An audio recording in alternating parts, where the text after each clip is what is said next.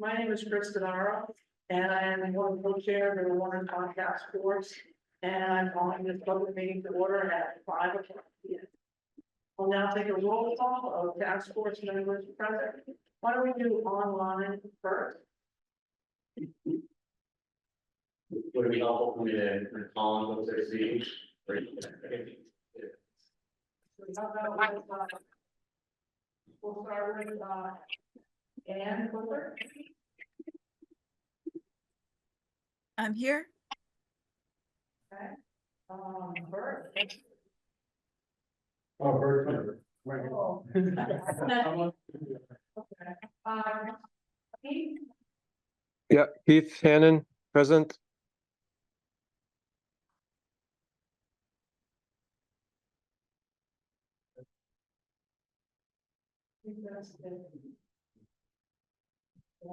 I will continue on, and why don't we go around the room now? President, Ophelia Kay. Toby Bergman, facilitator from CBI. Rachel Creed, facilitator from CGI. Bill Camesa. Kristen R. Vicky Delani. Paul Bone. David Owen, Concord Scout House. Jeff Brick, Department Director. Thank you very much. You've got your question. So we're missing. Your forum, your forum. With and. Yeah. Okay. Keith. Oh, it's not 3, 4, 5, 6, 7, 7. Yeah, okay. Good, all right. So really our main goals for tonight are to talk about what we took away from the public work last week. We also want to finish our conversation about the dam removal presentation. We have a presentation tonight from the WARS regarding water quality data. And we need to talk about how we're going to move forward. As far as our work groups or whole, I won't say the whole. That's cool. This whole task force work, how we're going to do that, and that we need to discuss that tonight too, so that we can move forward. You can see our agenda on the slide, and at 8 o'clock. We will open the public meeting, public comment. And this meeting is being recorded, and a video link will be posted to the task force website in 2 days. And also, we plan to, write an article for the bridge based on the public meeting and the feedback, et cetera. And about what we heard, how it went. Okay, so Toby. Thanks, Chris. So just briefly to share the agenda here, is to just put some times on what we sent out from our time estimate. Capital numbers might note that we're no longer today. We want to talk a little bit about that, but we do think that we want to make sure that everyone is sort of refreshed and able to keep participating. So we expect to take a break at some point, people a chance to stretch their legs. If you want that at any point, just well, right? But I think we'll also proactively bring that to you. We did just want to take a minute to kind of reflect on the last meeting. The end of that meeting, I think we want to just acknowledge was difficult, right? I think certainly for us facilitators, and I imagine there were some feelings of challenge around the room as well. We had a chance to reflect on that as a planning team and just think about like, what's our diagnosis? What do we think we need to do differently moving forward? And I think the message that we felt was coming from you all pretty loud and clear was that last meeting was too much too fast. Right? The materials were distributed were overkill or confusing, right? And just generally, we need to take our time in this process, make sure we're getting it right, give you the space that you need to talk with each other, deliberate, think carefully about how we want to move forward, how we want to discuss issues with groups. So it's not about moving through things quickly around some sort of preconceived timeline, right? It's about doing it. So I think we just want to say that we heard that from you. loud and clear. The other part, just to name, and this goes back to other feedback we've heard along the way, which is that, you know, we don't wanna sort of let the group get bogged down because it's a way to avoid feeling the touch. Right, so it's a balancing act, right, where we're trying to, you know, help you move forward, but be an assist to you and not pushing you somewhere where you're not ready to go. Okay, and I think just want to think we're committed to doing both of those, and we continue to welcome you all and say like, hey, hold on, like, we're not there yet, guys. Like, we gotta take a step back there. So thank you to everyone who shared that at the last meeting. We hope today that you feel like we're doing it the right way, and if we're not, great, let us know. Julie, I think you wanted to just kind of clarify some perspective on this from them. Yeah. Yeah, from your side as well. So just to add to that, we have in the charge that the NRC established a December 2nd, 2024 date that we are hoping that we can achieve a report to go to the NRC. But I think we just need to all be, I just want to be clear that that is somewhat of an artificial deadline. And really we wanted to have a date put into the charge, but the fate of the system, whatever happens to Orange Pond is very important, and it's not something that we want to rush. We've been saying from the beginning that we will leave no stone unturned. So I just want to be sure that the group understands that we do want to be sure that nobody is feeling rushed in getting to a decision. If it's December 2nd, that's great, and if it's not, that's okay too. Just want to be sure that people understand. Because I think we heard at the last meeting, a little bit of pushback from some of the task force members, like feeling a little bit rushed, so. And then what date do we need to decide on that date? Where is there, what do we need to decide? What do we- Yeah, I mean, I think sometime in the fall, I don't know, I think the group has to decide as a whole. What that drop down is gonna be, is it gonna be September, October, I think that's. And I also just note that Mark Howell has joined the meeting as well.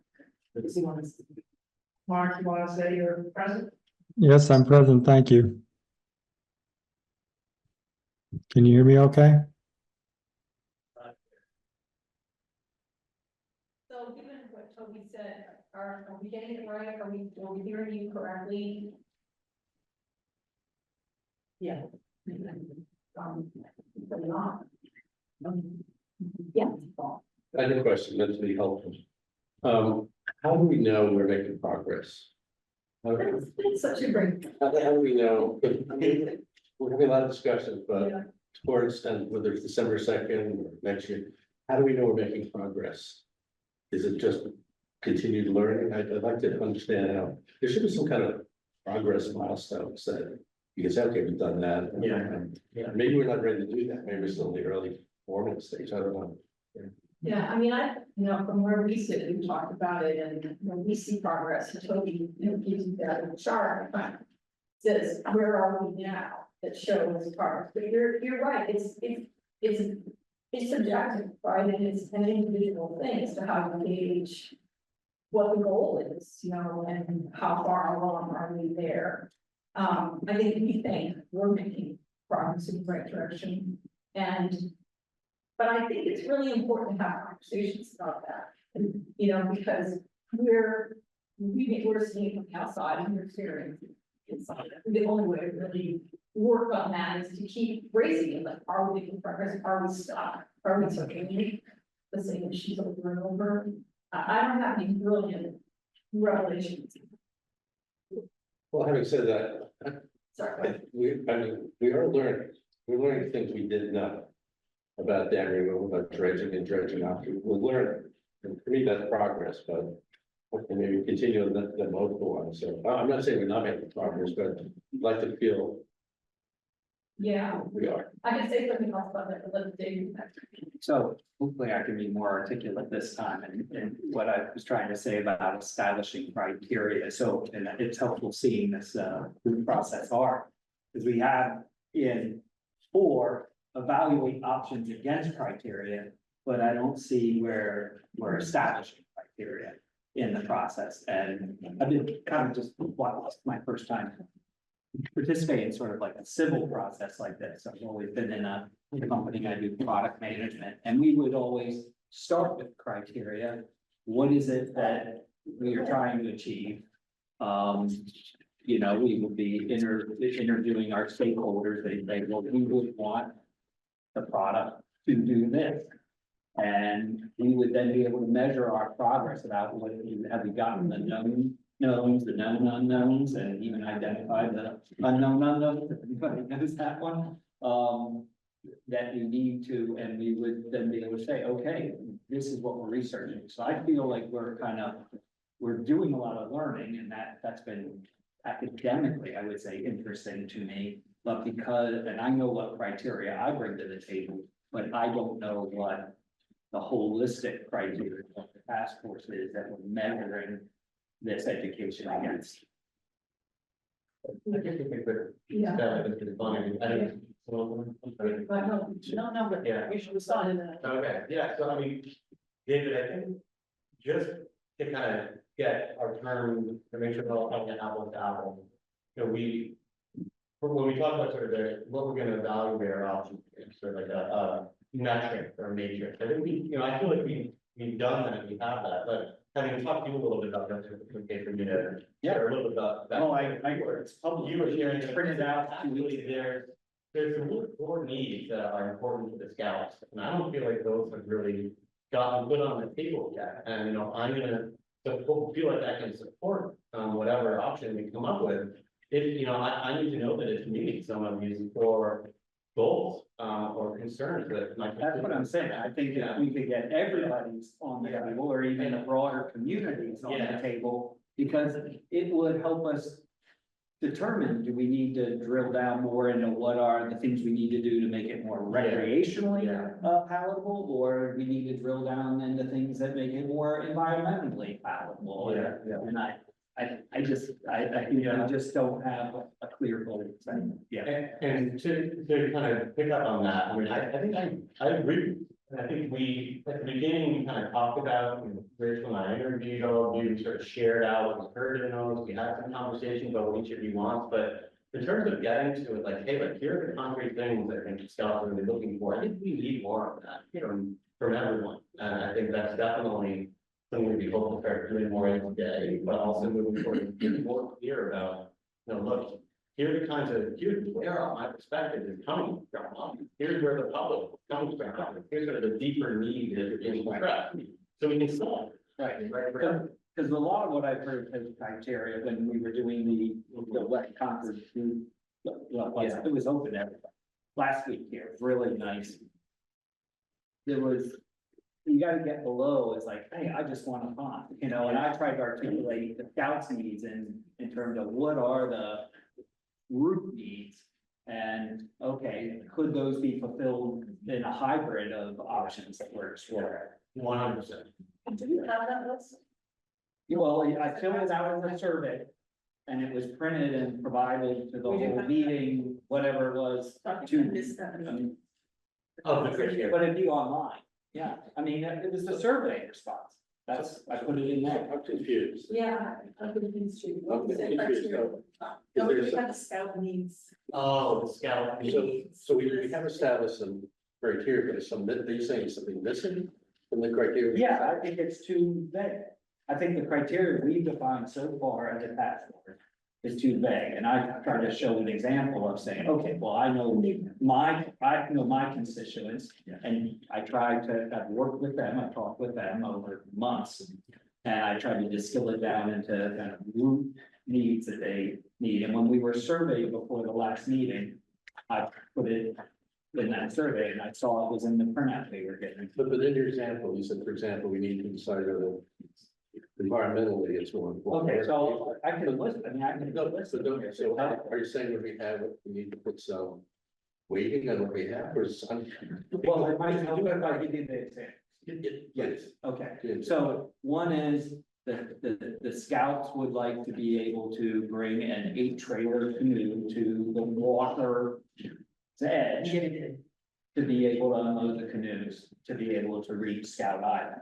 They would like, Seen this list. yeah, but I'm just, All of us need. Yeah, It's a really. well, can you distribute it? I mean, within So the, just to be clear, the Handout. those two things you put in writing in the survey, right, and then I saw a printout of the survey here, I said, oh, it's in here, everybody's got it. Right. Because one of our criteria includes accessibility. Yeah, but I'm saying, this is very specific accessibility, that's Right, so we did, so we have these major categories, and we have a few others, so that's missing from that. It has to be one of the defining Right. criteria under accessibility. Because that's one piece. that'd be, yeah, that'd be. Okay, guys, I just want to do a little pause on this. I see, we have the applicant, okay, Josh, and then I want to just kind of try to move us through this, but go ahead, Josh. We have that general set of criteria, we need to refine it and come to, whatever, test it out and work with that. I think what David's pointing out, in my mind, seems like, a specific set of desires against which you would, measure the various outcomes under the criteria, like we have, if I can recall, cultural use, including access to Scout Island or traditional uses of Scout Island. So you representing your constituents might say, this alternative on that measure, given what is in, your head you've shared with us as specific, what that means to continue the traditional uses is adequate or inadequate or doesn't meet. I think it'd be too much for us all to list our specifics. Like, we're gonna maximize wood turtles and we're gonna have 8 canoes, and I'm not discounting the I understand. concern, but I think when we have our alternatives, you can distill and help remind us, like, this is what this means to us. And so I kind of think that the general criteria, the categories are reflective of, these whatever specific considerations that we'll each bring. Yeah, and so maybe I just need to have faith that it'll get there, but I feel like.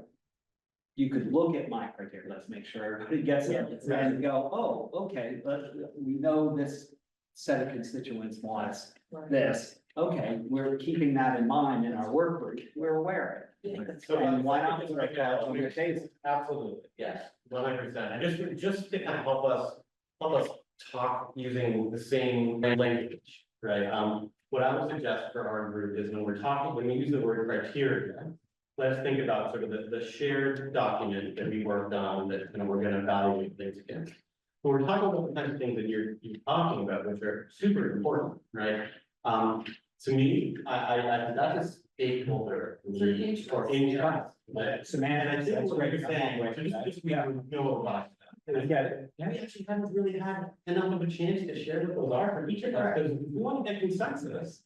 Right, we need to know where everyone is coming from, what their needs are, and we've done some of that, but the messaging here from you, and I think we reflected on, that we need to do more of as well, is for everyone, right, have a chance more to share their, well, what's wrong with this, why wouldn't it work, what would it need to meet your core interests here? And I think this is something that I, not going to talk totally on specifically, but I feel as though exactly what you're talking about, David, something that should come to flow into the work process.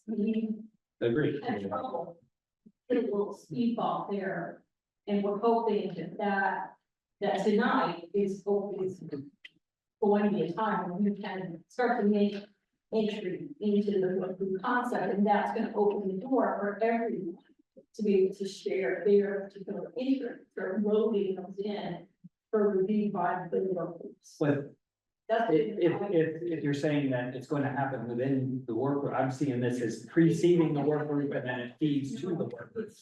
Okay, It's Both. it's both. and I don't, right, and I guess as I reflected on today in preparation for the meeting, I don't think it's just us members of the task force, but it might require a survey of the community that's based on some interesting things we learned this week. Exactly. It's true very well. So it's a complicated kind of concept, and I think that this discussion was really useful at sort of drawing a picture for you of what we're headed toward and how all of the interests in the community can get fit into that working process and also come out of the process. It also, to me, is a way to measure the progress. Exactly. Because you will feel, I hope, groups often feel better progress when they are really getting into the nitty-gritty of evaluating options and looking at interest and, you know, going through the variations on medical needs, and that can be really satisfying, not complicated, but a satisfying process that, I mean, you know, makes you feel like, oh, I've got traction here, we're actually doing something.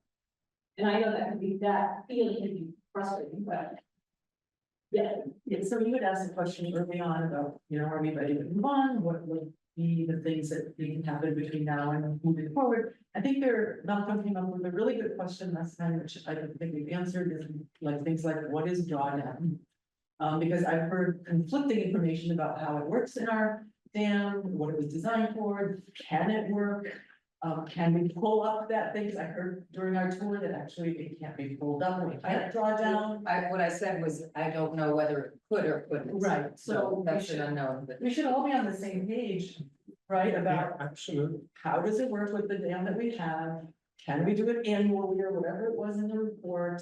How does that function and what does it facilitate? Is it a 3-foot, 5-foot drawdown? And what does it facilitate for what all of our goals are? Can we meet some of the other criteria with a drawdown? We don't know yet because we haven't talked about it yet. The other one was herbicides. We haven't really talked about that, and there's been conflicting information within the task force, within the public about what that works. I've seen information from ORS on their website about it. I've seen from the NRC. I've heard it from here. I think we should all talk about that together. So I think those are two enormous things that answer some of our goals that we have not explored here together. So I want to, could you put your graphics back again? Because I think what Vicky is saying, and this was my point too, we do not have a shared understanding of the facts.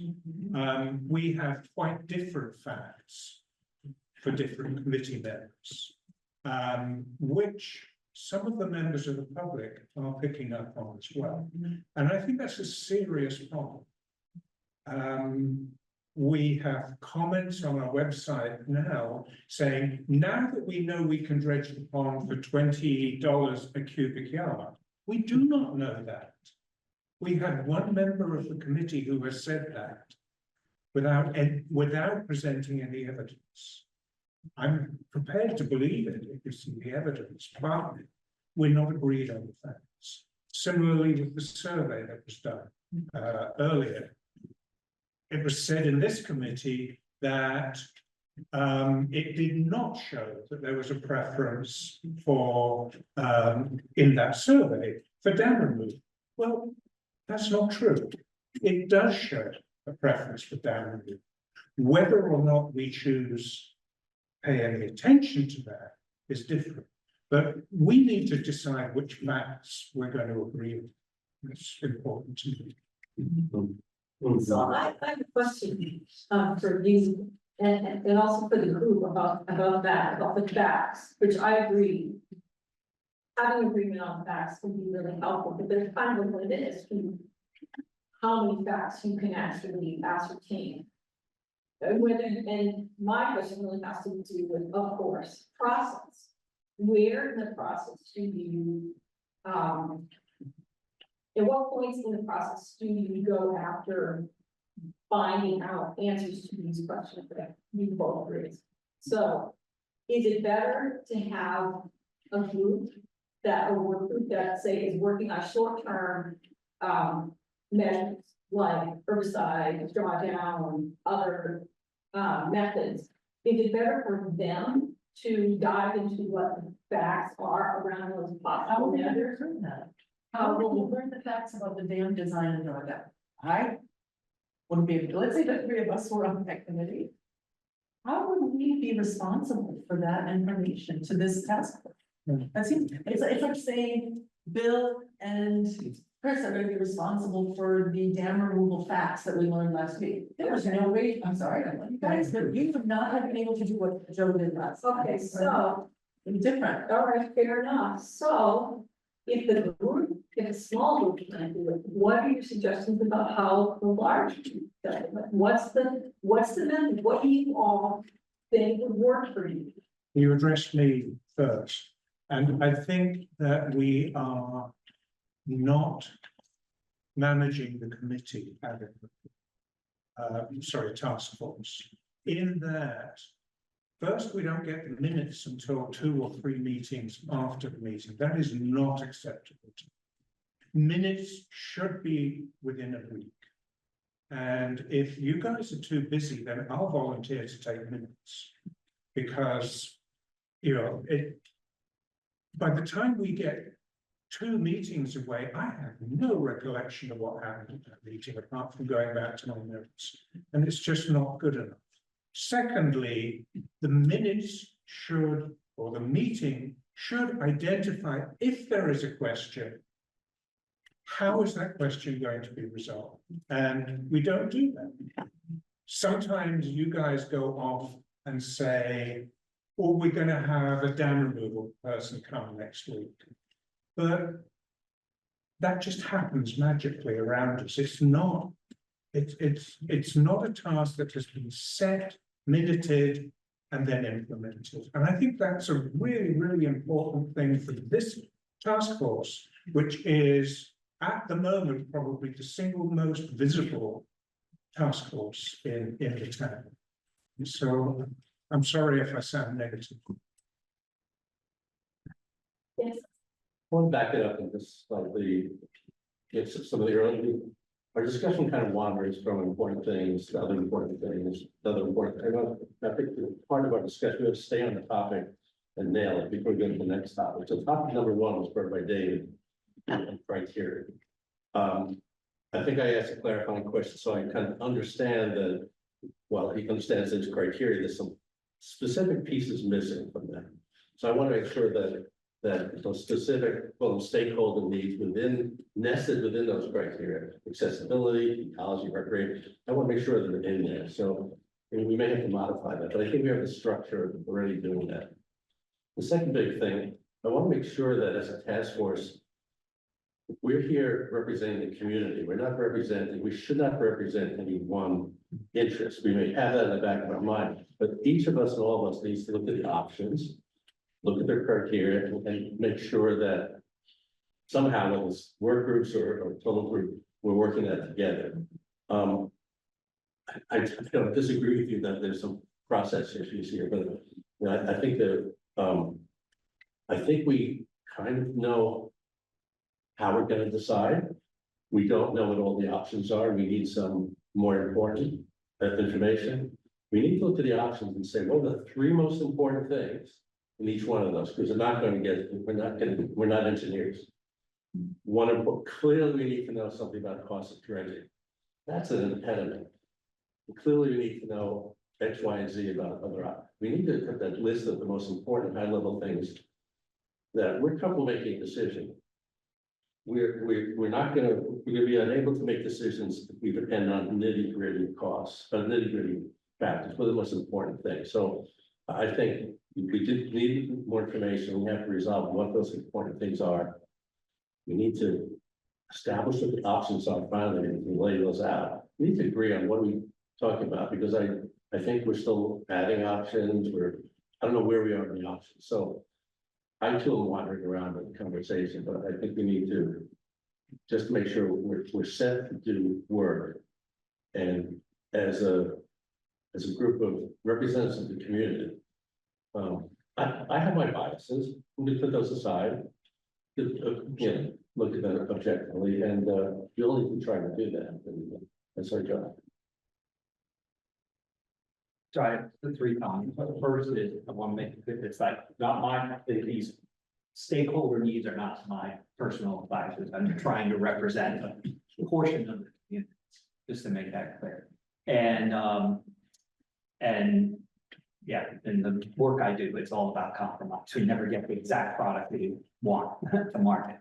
Second is answering your question directly is, as I think I've heard it echoed. Yes, let's get the stakeholder needs clearly defined, number 1. And then number 3rd point is with regards to the facts, let's decide what, I think it can be an iterative process. This is addressing your question directly, an iterative process. And I think at this point, there are some facts that I think we know. We need to determine if we agree to the facts, let's get those down. And then the ones that we argue about, we go, wait, we don't know, okay, those are the known unknowns, and we can get those on the list. And I would say, if we did that, that would be huge progress.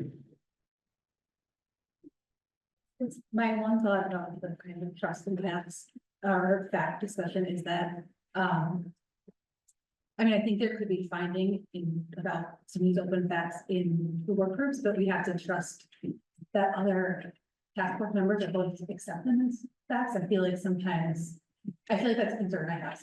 Like, do we, like, are we can trust that, like, okay, this is actually the fact, like, how can we get buy-in on like what is presented as facts? And then kind of be like, okay, now we have this shared understanding, like we are agreeing, that we are all agreeing on this set of facts rather than. Right. You know, like what kind of level of information, like backup are people like looking for to be like, okay, I'm gonna stop. This is a fact now. And yes, I think that's a really good point. I mean, my reflection on that is that I think the work group is, you're right. You really have articulated it really well. So what can happen? Work groups go and they delve into, okay, what's an Instagram side use at your spot? What worked, what didn't work? I mean, that information is available.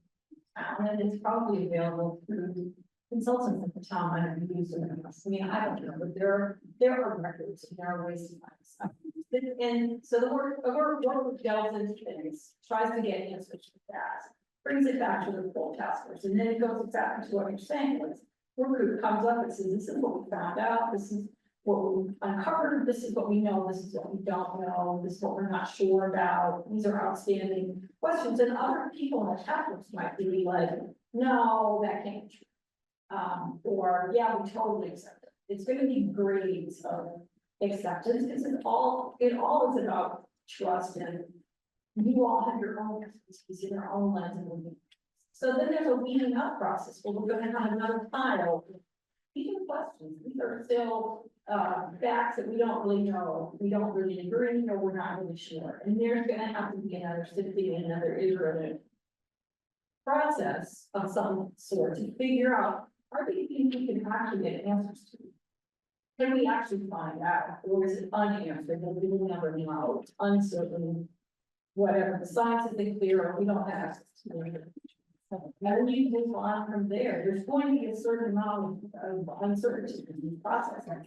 But I think you're all like, this is a really good conversation to have, because it's really enlightening to us, I think, about what you're telling us something about how you're seeing things that you haven't really had access to, I think, thus far. You haven't really put your feelings like completely on the table for us about what's irking you about the process and what you kind of need to move forward. And that's really helpful to us. So the follow-up question I would give you, which I don't need an answer to right now, we may not have time to do this, but we can call it, would be, what other experts or like fact carriers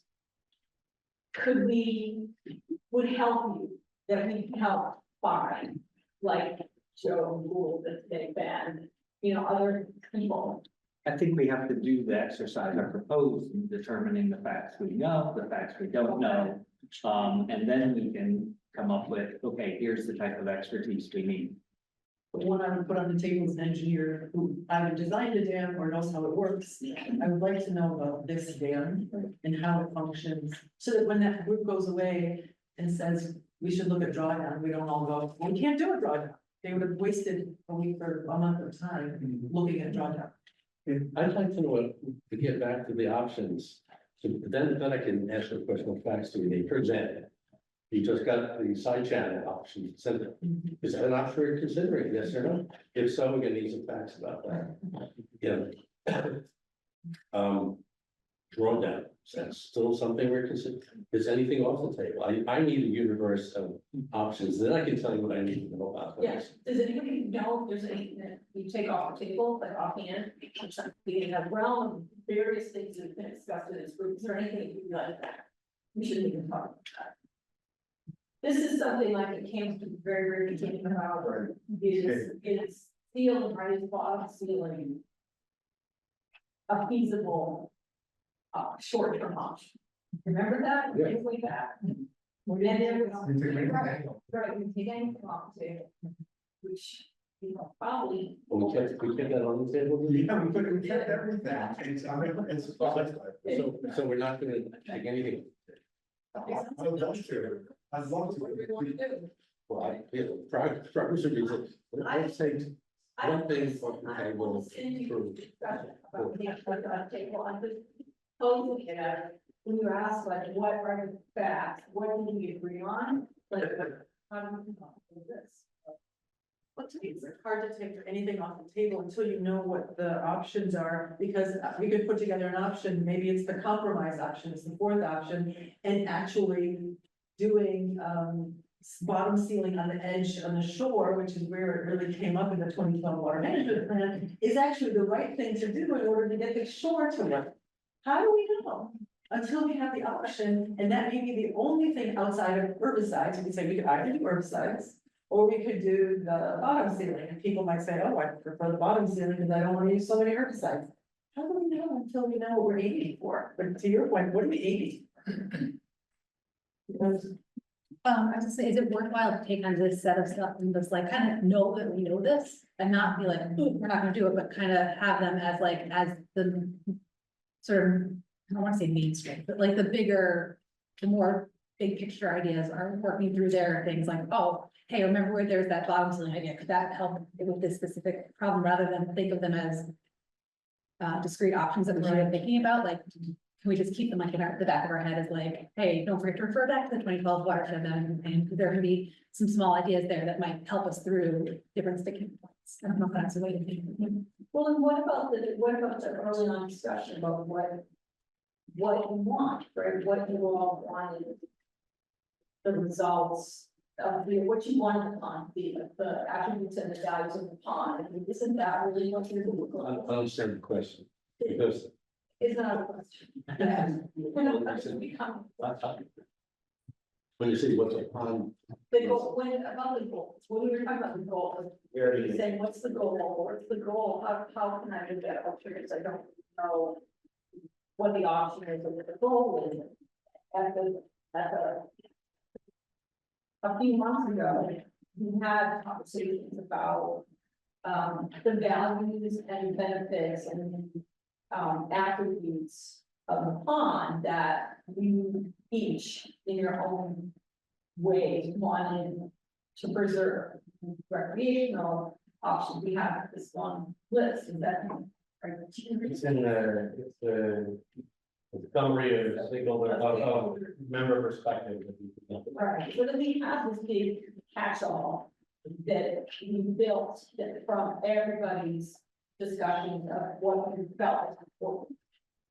So that's what represents the view of what the goals could be, or what you're being. I don't know whether this is getting where I'm going, that's a piece of what, of that. Yes, sir. I think our challenge is we need to come up with recommendations without becoming experts in things. The watershed report listed a lot of stuff. We decided rotivation was not feasible.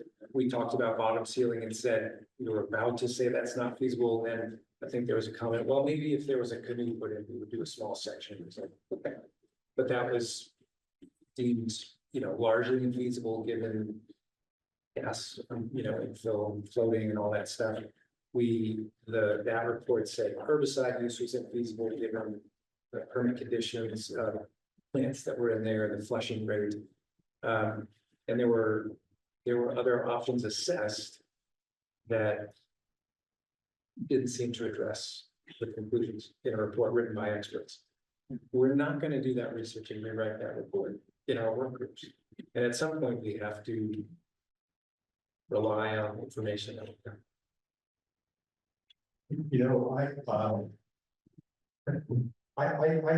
I've had a pause as compared to the foundation, it's a really excellent. But I really think, we're just going to keep spinning our wheels in full group, with these questions. Because we're always gonna find other, either, interests or criteria, or things we hadn't considered before. I really think it's time for us to break into groups. And I think it's time for us to break, and I know, I'm thinking exactly what you said, I understand entirely, what do I know about dam removal? But that's always gonna be an issue for us, and I think if we divide ourselves into work groups around dam removal, dredging, short-term, but not very, we're making ongoing measures, and that might include everything from drawdown, et cetera, herbicides. And take our time on each of these groups. No one has to report, I would say, in 2 or 3 weeks. I mean, get experts, and even if we have these groups going, and even come back and give us updates and say, look, we hit a roadblock. We need, or here's where we are. Here's what we're thinking. But I would like those groups even to have as their goal, not only to come back with a hard proposal at some point. You don't have to believe in it. I mean, I might be working on something. I'm not sure that would be my group, but a hard proposal for all three. Or a couple of proposals, and then put it in front of the whole group again, and let us vet it again. And look at the various criteria and all of our own interests and our own constituents, and say, is this real? And if the group can then decide that is real, then run a number for us. And tell us how much that costs, get an estimator. But that's still to decide. So let's say the dam removal group does it, the dredging group does it, the ongoing group does it. We still make a decision, but at least then we're informed. And we've had a chance to go over all those criteria, go over the individual interests, and we have something concrete in our hands. And I can imagine in between, because this might take a long time for these groups to get themselves prepared. I would imagine in between, we would have sessions where we would have a group presentation on drawdown. Because we're all interested in hearing more about that. And if that group's, if that's something we should hear about, let's do it. Have someone in to talk to us about fisheries. Let's bring them in and talk to us about it. But I would say it's about time for us to dig in and take on this work. That's my opinion. But to do that, though, do we have to come up with a long list or short list of, those work groups have, it sounds like they're around options, right? Yeah, I would say. So there's a finite number of groups that you want to organize. Oh, yeah, I would say, the work before I haven't thought about before. Could be the other. Yeah, because, A group that could look at other. like the side channel, which is, I trigger, but I don't know how to fit it in. Right. That's. No, a group that looks at other options besides I like that. Yeah. Doesn't take anything off the table, but it gets us going. It gets us going, we start digging in. I think Delia has said to us several times that there is money for this task force to draw on specific consultants to answer questions that are beyond our scope.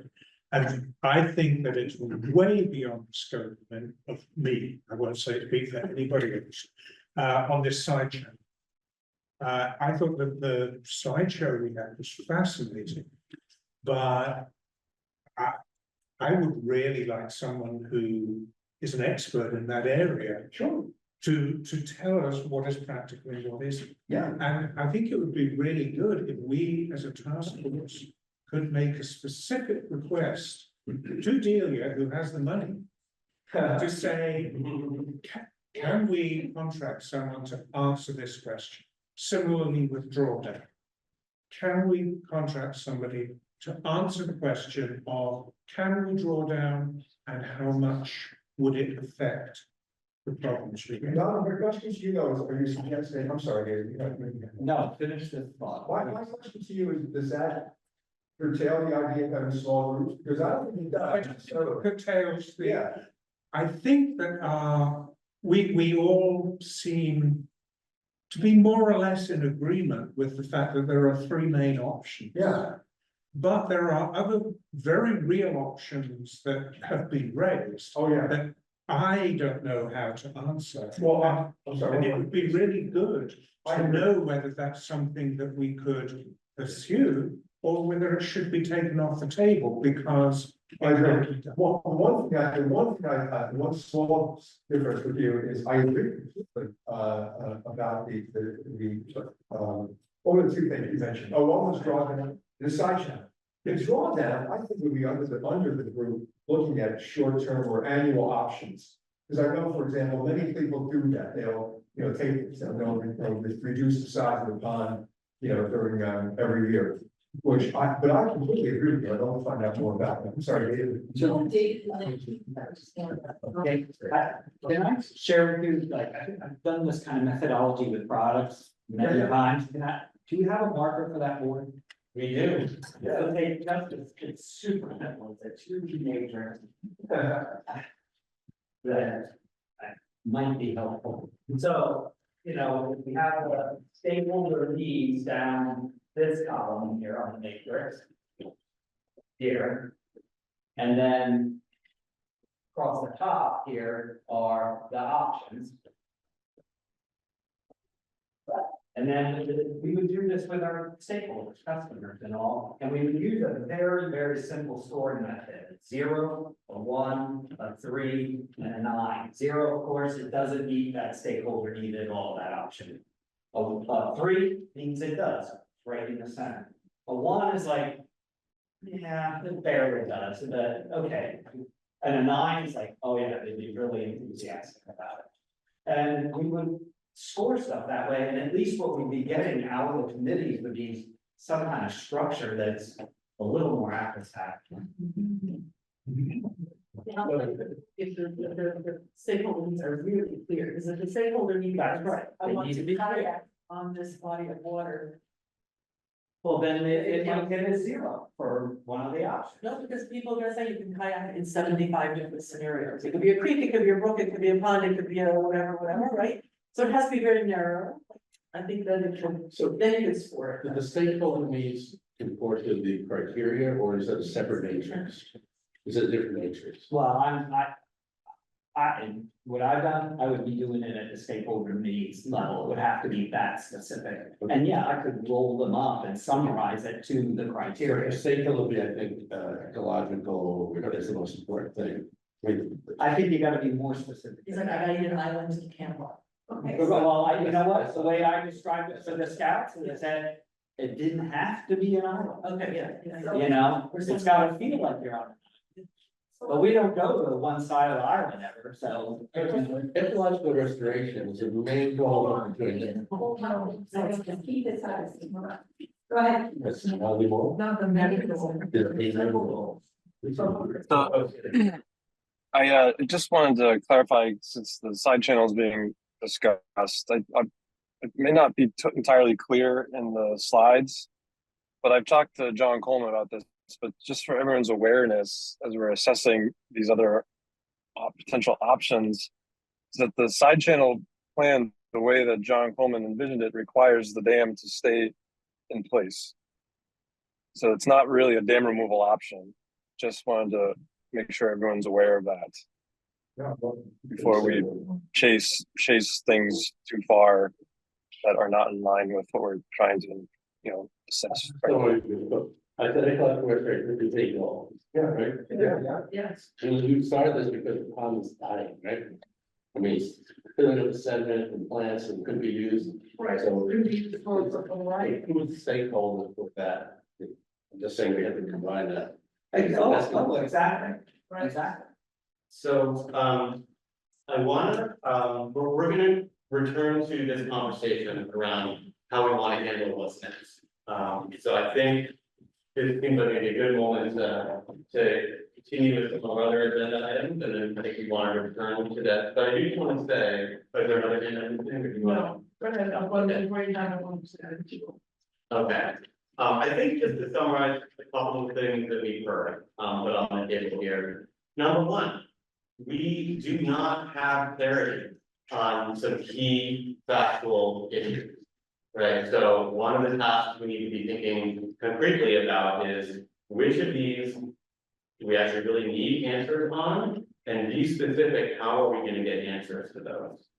The other thing I've heard really loud and clear is that focusing on stakeholder interests and being really concrete about what those are, right? Is something that it seems like lots of people feel like we would really benefit from. We don't have little clarity on in this room is important if we're gonna solve for all of these needs. So we need to do that in some way, be more clear and get it on the table. And then the other is, it does seem like, well, we can return to kind of the right way to do this, but there's a potential interest in having groups kind of get to work, get their hands dirty, come back with some proposal, come back with some learnings for us. We're gonna return to that idea, but it sounds like there's potential momentum and willingness to give that a try.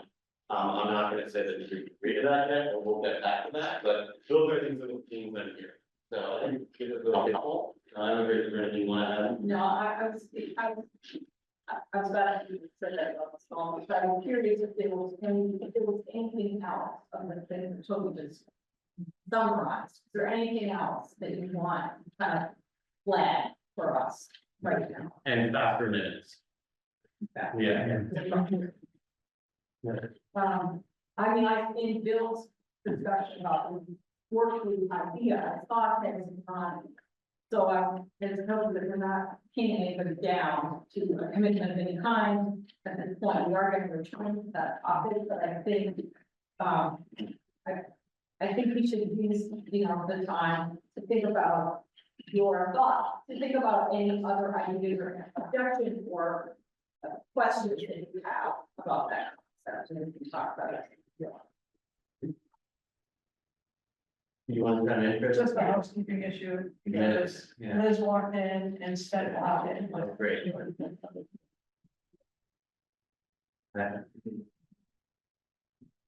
So Liz and Sven are here.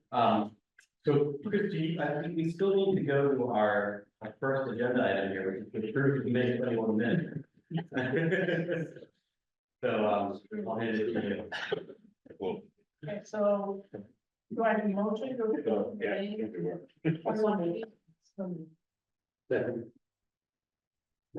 Quick point that I didn't get in, sorry, is an edit, is, I think there was one point where it said that, we had dredging cost figures from EA.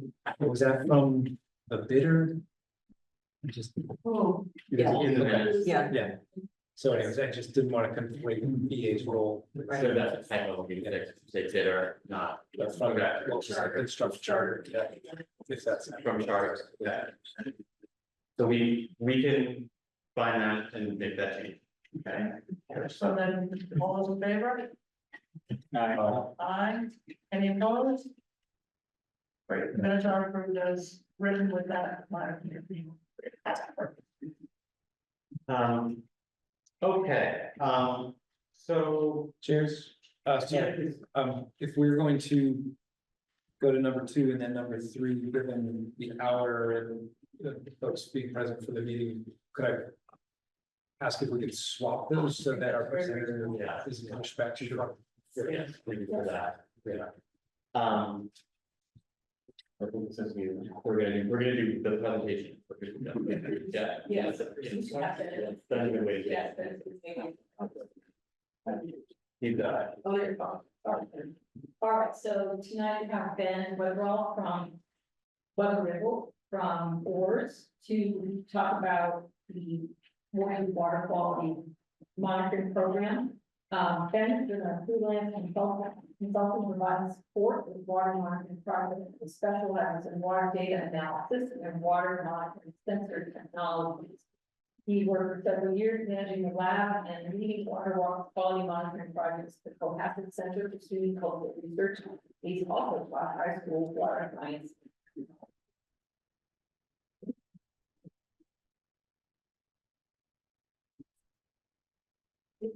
So we're going to. It's different. Whatever's comfortable.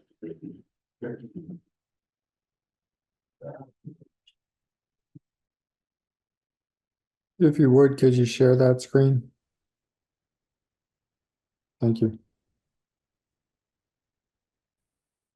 Yes, hang on, he's having technical problems. Yeah. Sorry.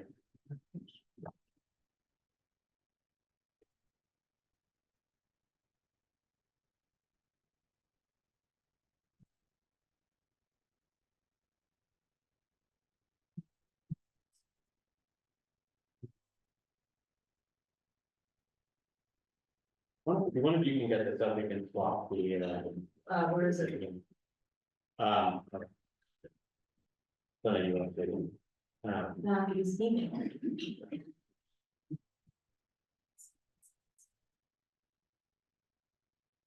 um,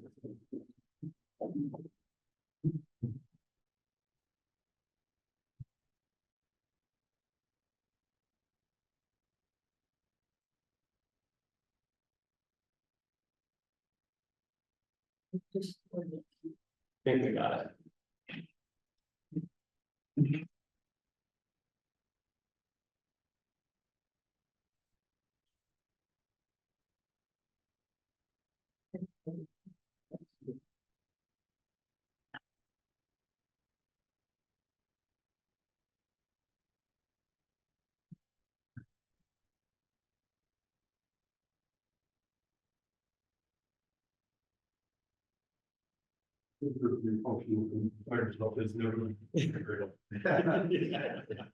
It's supposed to be useful.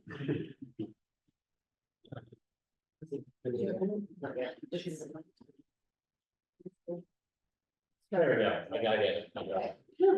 Alright, Um. Can you see that, there's people on. yeah, should go.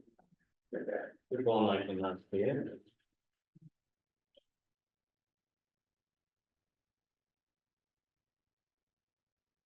Now can you see it? Great, okay.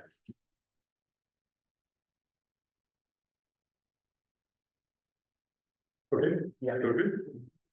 Yeah, so my understanding on one side of this report. And I'd like to share with you our take on the data that we have for the area around Orange Pond and what we think it might mean for. Should we? Right,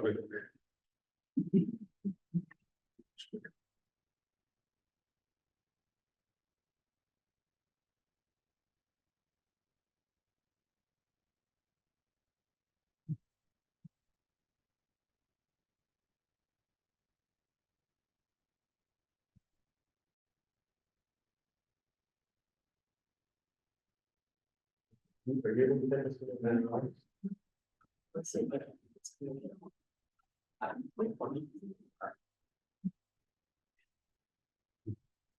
Maybe we'll try taking this confidence. So it can start.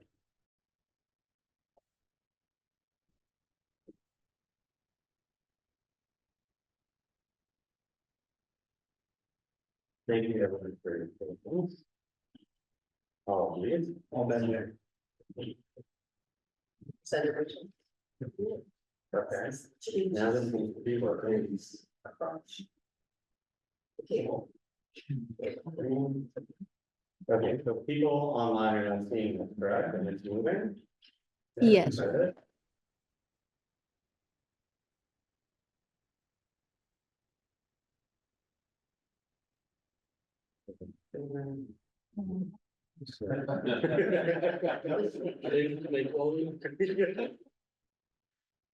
And I got kicked out of the Zoom.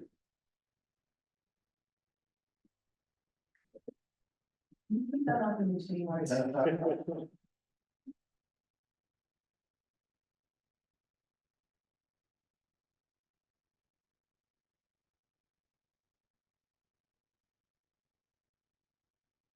Ready to be let in.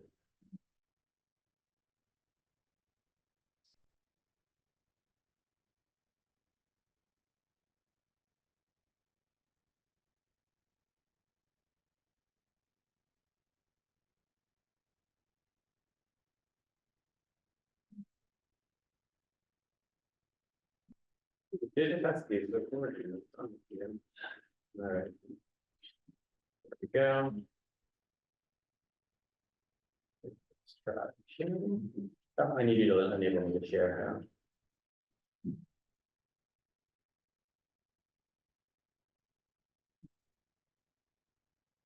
now.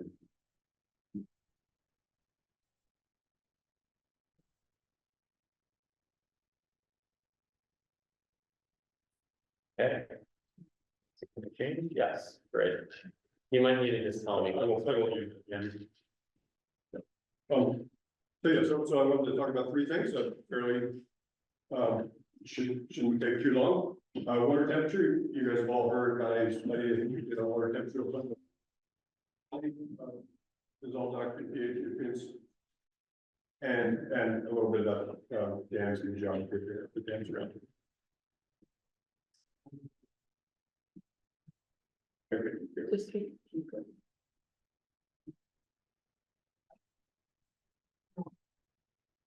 Oh, it's come through. It just kicked me out again. I just. Okay, brilliant. The name of this was going across the table.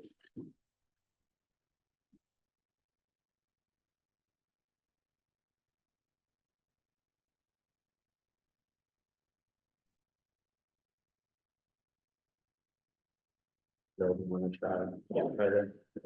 I've got it. I'll send it to you. Right, to use the slide. Oh. Okay.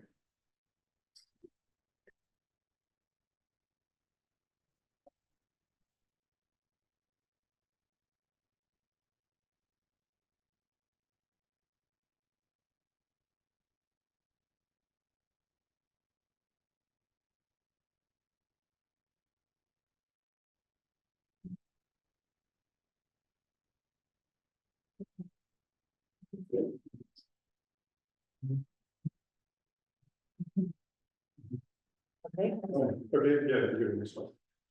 Yeah, so the water temperature study, I think you guys have all heard about this. I presented it. We did a focus study in 2023, summer 2023, where we deployed two temperature loggers upstream and downstream of Morristown in order to understand the effect of Morristown on steam temperature. So, the objective was to measure the change in temperature resulting from the rise in shell. And the reason we want to look at temperatures is temperatures is kind of just stressing for aquatic organisms.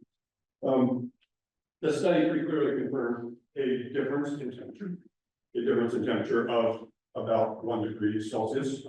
So the median difference on the time frame we looked at, July to October, was 0.9 degrees Celsius, which is the same as 1.6 degrees Fahrenheit. So, it's quite clear. You can see the daily average temperatures, blue black line being the upstream, black line upstream of the dam, blue line downstream of the dam, and there were no days where the temperature was the same. So clearly there is a difference. I'm just not clear on what you mean. It's a change from what? An increase in temperature from Upstream to downstream. upstream to downstream. So basically, so when the water comes in, water respond, it was at one temperature and on average, when it came out of the respond, it was 1 degree Celsius. And that's important because any change, any increase in temperature is additional stress on fish. Some fish are more susceptible to higher temperatures in some areas. So is that immediately downstream of the dam? Immediately downstream, yeah, so you go up, you're up page, back on page. Yeah, so the red dot up here shows the location of the loggers. The upstream logger was just downstream of the Fort Pine Brook conference, and the downstream logger was at the bridge. And how does that compare to, say, you took that same distance than rivers or other dam bodies? Is that within, I mean, I'm asking two different questions, but is that within normal limits? For dams or for bodies of moving water? No, that's not what you would expect in such a short distance. So less than a mile of distance, you wouldn't expect that much of a change. In such a short distance. But I'll add some more data on this a little later.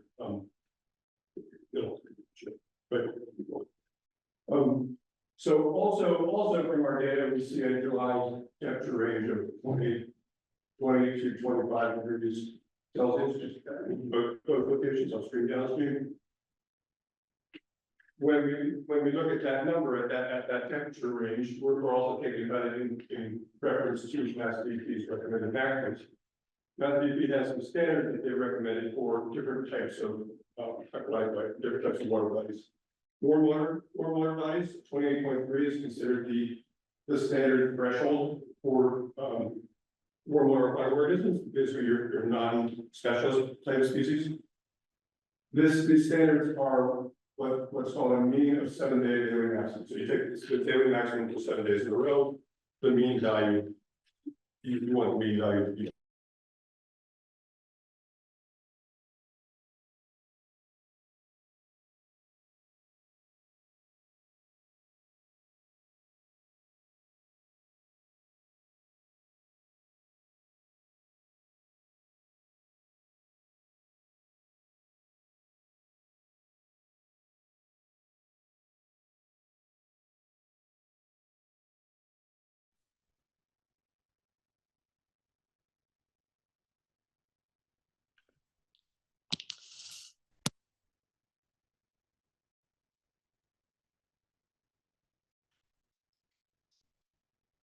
Diane, can you hear me? I can hear you, Mark. I think we lost Yeah, yeah, we okay. just lost them. Um. Yeah, Miguel here, I've lost them too. Okay. So, well, it might be me, I decided to shift position for of course it happened right then. I'm gonna message Toby if they didn't notice. Also, the quality, I'm having a hard time hearing. I don't Yeah. know if it's because Delia is unmuted or not. But there is kind of like an echo. I'm having a hard time. Yeah, Yeah. here we go. Um. So we can see the screen, but we don't have a video at the moment. Right. I think the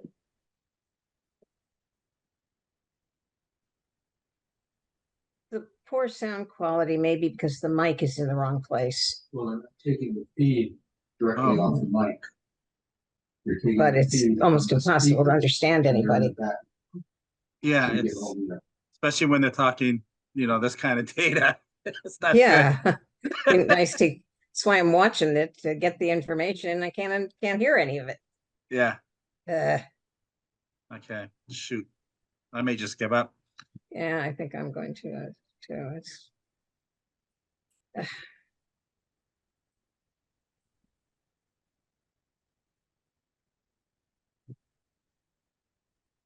Bye, folks. All right, take care. You too.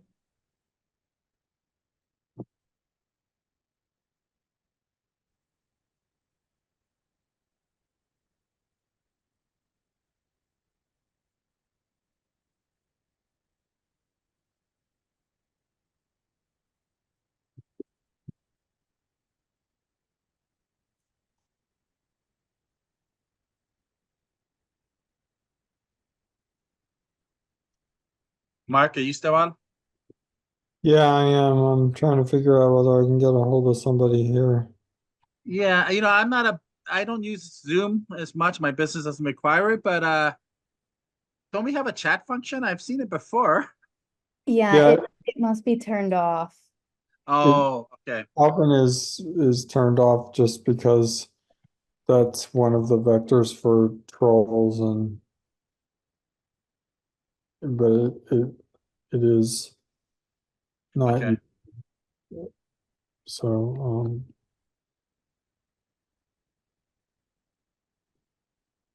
Okay. Um, just looking at the map they do have. Yeah, neither Neshoba Brook or Fort Pond Brook are cold water fisheries.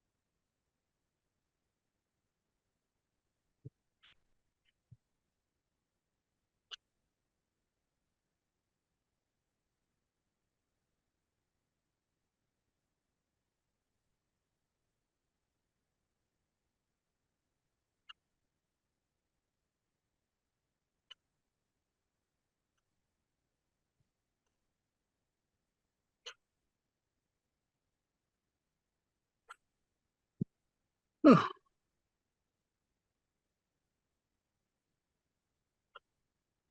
okay? What? Who was that? What?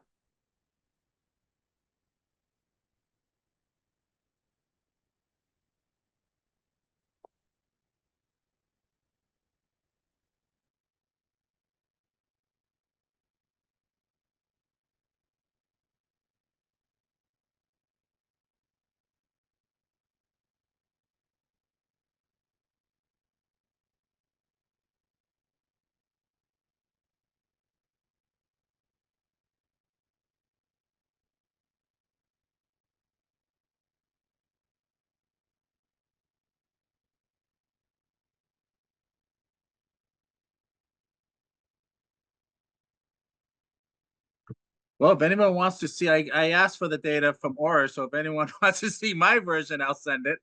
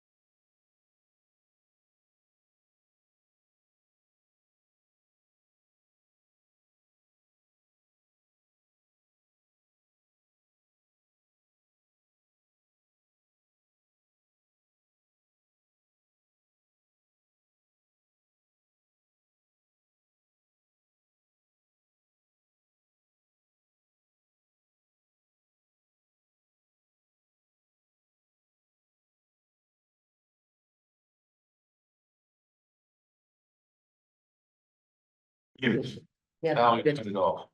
Then. Now you turn it off. Turn it on. I turned it off? Yeah. I think I just unmuted it. No. Okay, so we can hear you now.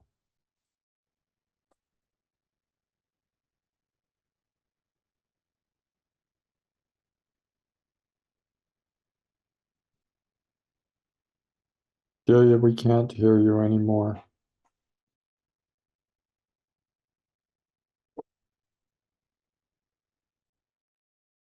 There. This one too, you're both of us. So now it's not ready again.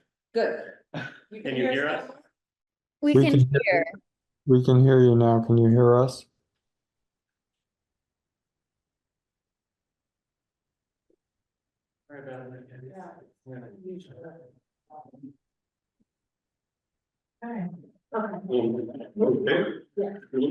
Okay, yeah, so I was just pointing out the cold water fisheries here on this map.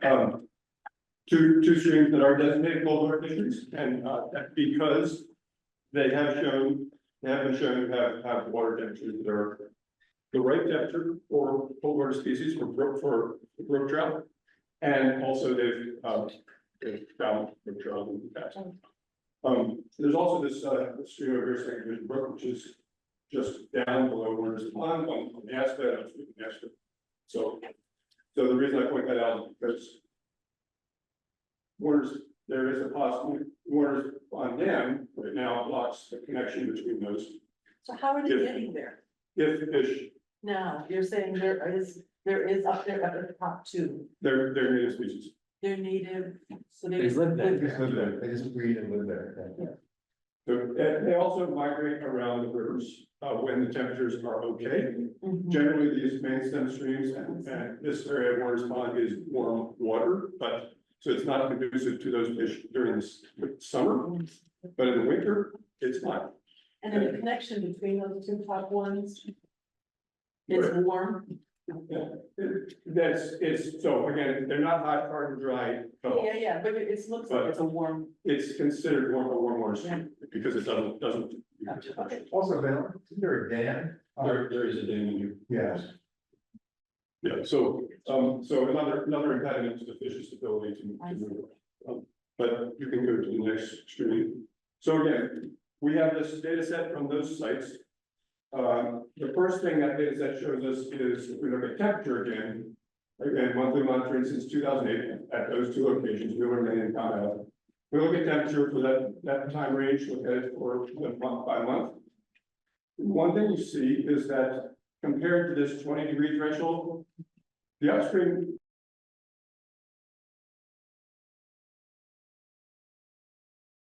I think you just muted.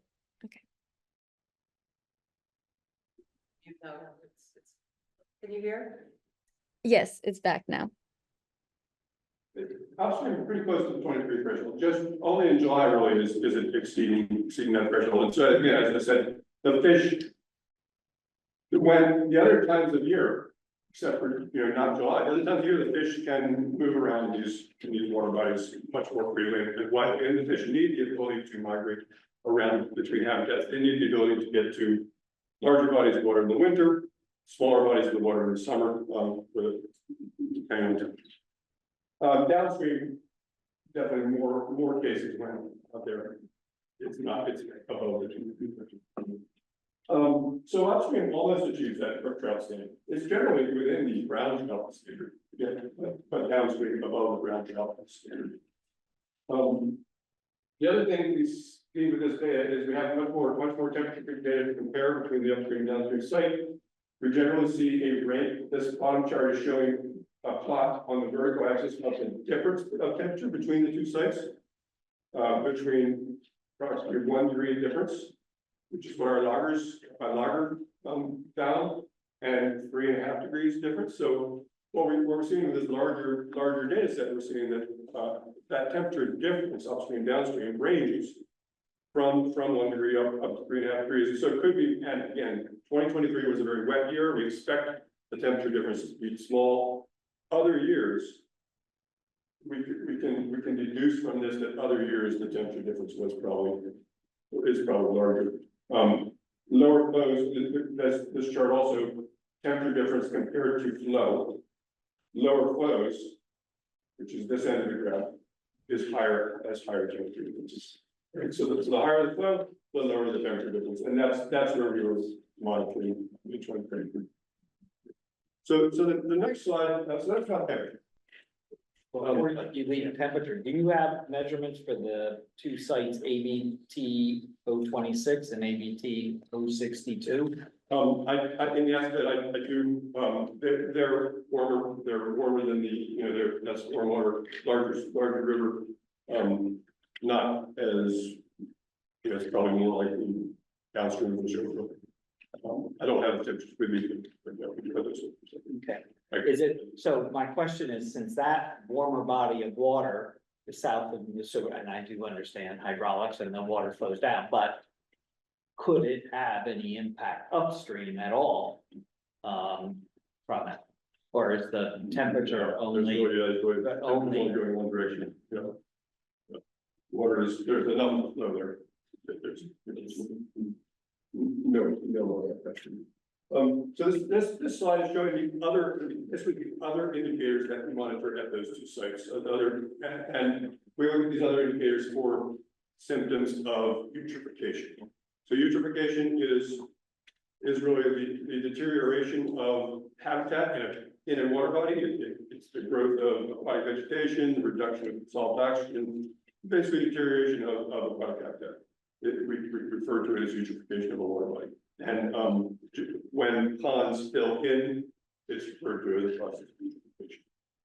But, when I look at all of these indicators, dissolved oxygen, pH, total phosphorus, and orthophosphorus, they're all showing, and I look at the upstream site and the downstream site over that period of 2008 to 2023, they're all showing that the downstream site is having more, is having a trend toward eutrophication that I'm not seeing in the upstream site.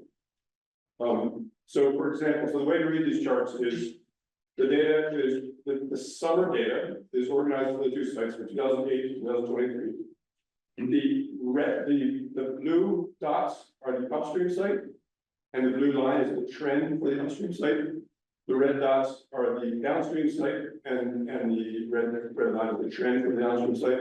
And these yellow lines, where they are, they're generally thresholds that are defined as targets, et cetera, by the state or by other organizations.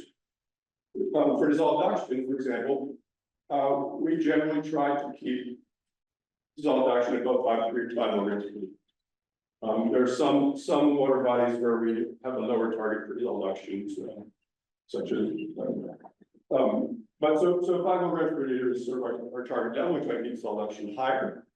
What you can see here is the red line has a downward trend more than the blue. So in other words, there is a trend.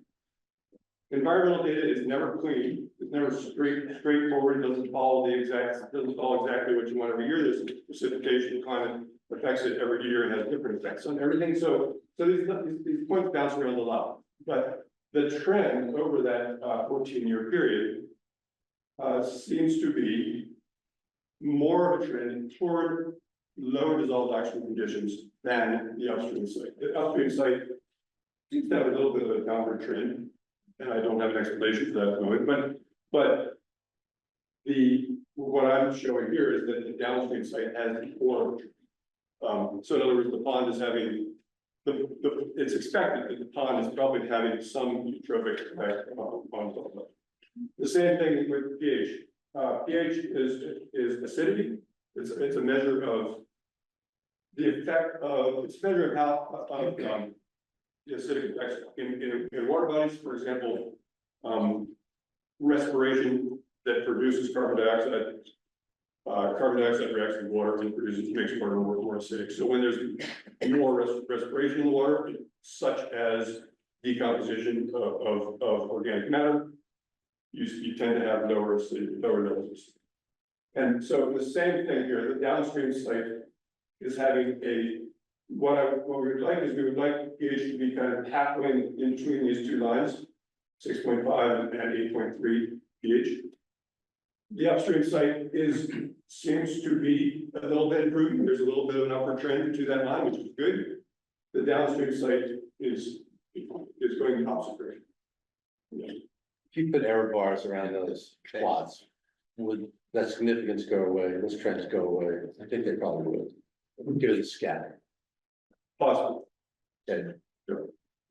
I mean, although we know there's eutrophication because of this, right? We have sediment in plants and that's what we're trying to solve for. But This isn't. No, but we're saying it's caused by what's going above and below.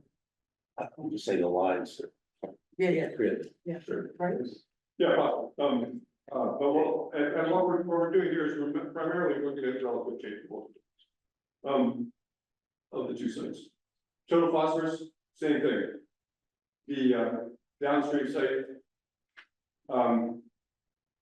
it has increasing, so eutrophication, with eutrophication, I would see more phosphorus coming out of the sediments. I would see more phosphorus coming from the plant matter in the summer, coming downstream.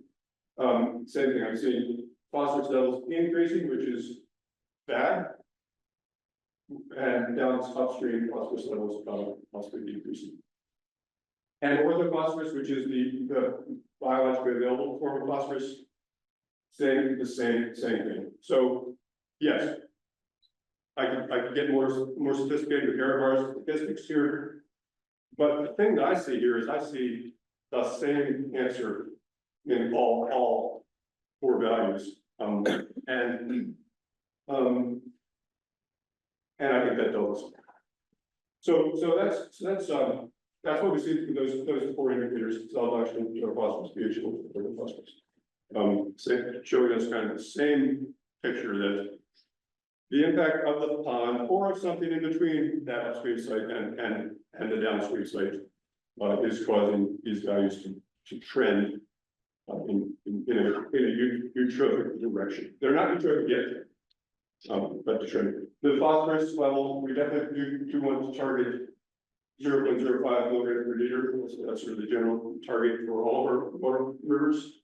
And we are at that level or above it, which is something that we're trying to improve also. But it's interesting how close they are. In the year 2030, at least the average is very close between those two, between above and below. They are above and below the pond. Below perfect is.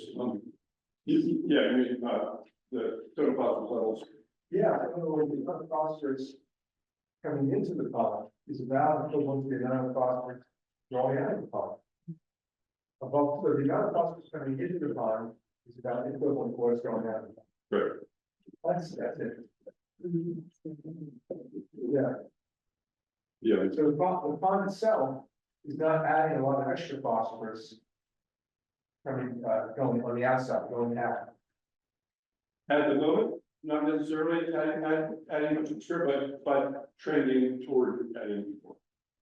Because it's starting to, it has been accumulating phosphorus and is starting to release more and more. Do you know why the upstream areas of intensity don't meet the requirements either? Like, what is it causing? Because it feels like we're off on the upstream parts. Right. So that's something we're working on. All of our rivers. All of our rivers have phosphorus levels at or right around this level, and it's a result of development of the area. It's a result of managing stormwater runoff and managing things into streams. All of our streams and all of our rivers are stressed from development, from human impact. And so that's something that Oars has been, that's the reason Oars has been monitoring phosphorus, because we're trying to come up with ways to reduce phosphorus. Yeah. So we know we haven't done anything with this pond for years and years and years, dredge it or try to maintain it in any way. I wonder if you have data of ponds with dams that towns have actively managed and that we could benchmark against.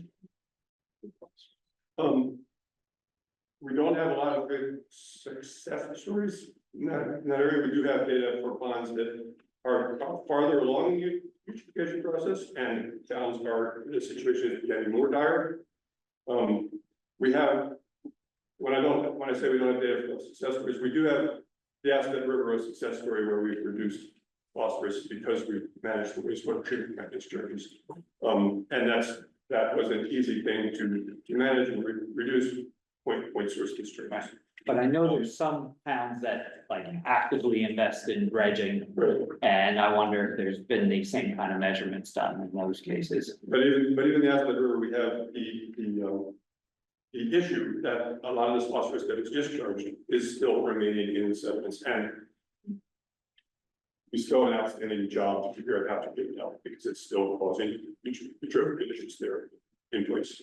The easiest way to manage that sediment in general is to remove the dams that are holding it back and which basically takes the river away from the sediment and dries the sediment out.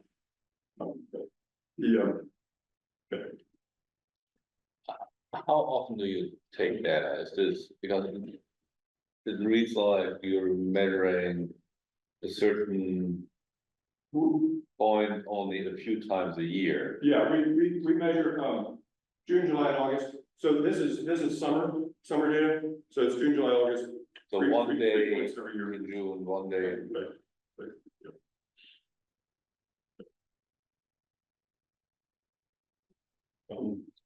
And I think that's yeah. I'm sorry, and you measure always at the same time of the day? Yeah, we have a, so we get our data through a volunteer monitoring program. Yeah. With volunteers who go out and have to take measurements every Sunday or one Sunday a month. Early in the week. Yeah, so that's what that's our water quality data for that area, that's what it shows us. Just 2 slides on the dams in the region, just to make sure everybody, I think you all know this. So, the way we are looking at Waters Pond Dam is, there are 3 dams between Waters Pond and the ocean. The Essex Dam down in Lawrence has a fish elevator, hydroelectric dam. And currently fish are able to pass through that fish elevator. Centennial Island has a fish ladder in Lowell. Currently, there are fish passing through the fish ladder. There is also a project to make that fish ladder more effective. Undergoing now, and Tallow Mills is expected to be removed in the next few years.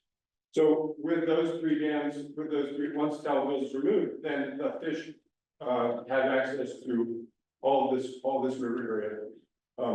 And they have direct access to Waters Pond Dam, Powder Mill Dam here on the Aspen, and then the Saxon Dam, not Saxon. And the key thing that I wanted to point out here was that as soon as they come past Tallow Mills, they have access to a lot of miles of main stem, but very few tributaries are accessible. So all of these tributaries also have dams. So tributary here, Neshoba Brook has this dam. For our ponds, there's a pond here with a dam, etc. All the tributaries, River Meadow Brook here has a dam. So the fish don't only need the diaphragm fish don't only need the main stem river for spawning. They need the ability to get into tributaries also. And right now they're all blocked. So whatever dam we can remove in the tributaries, or whatever fish passage we can improve tributaries, will be key.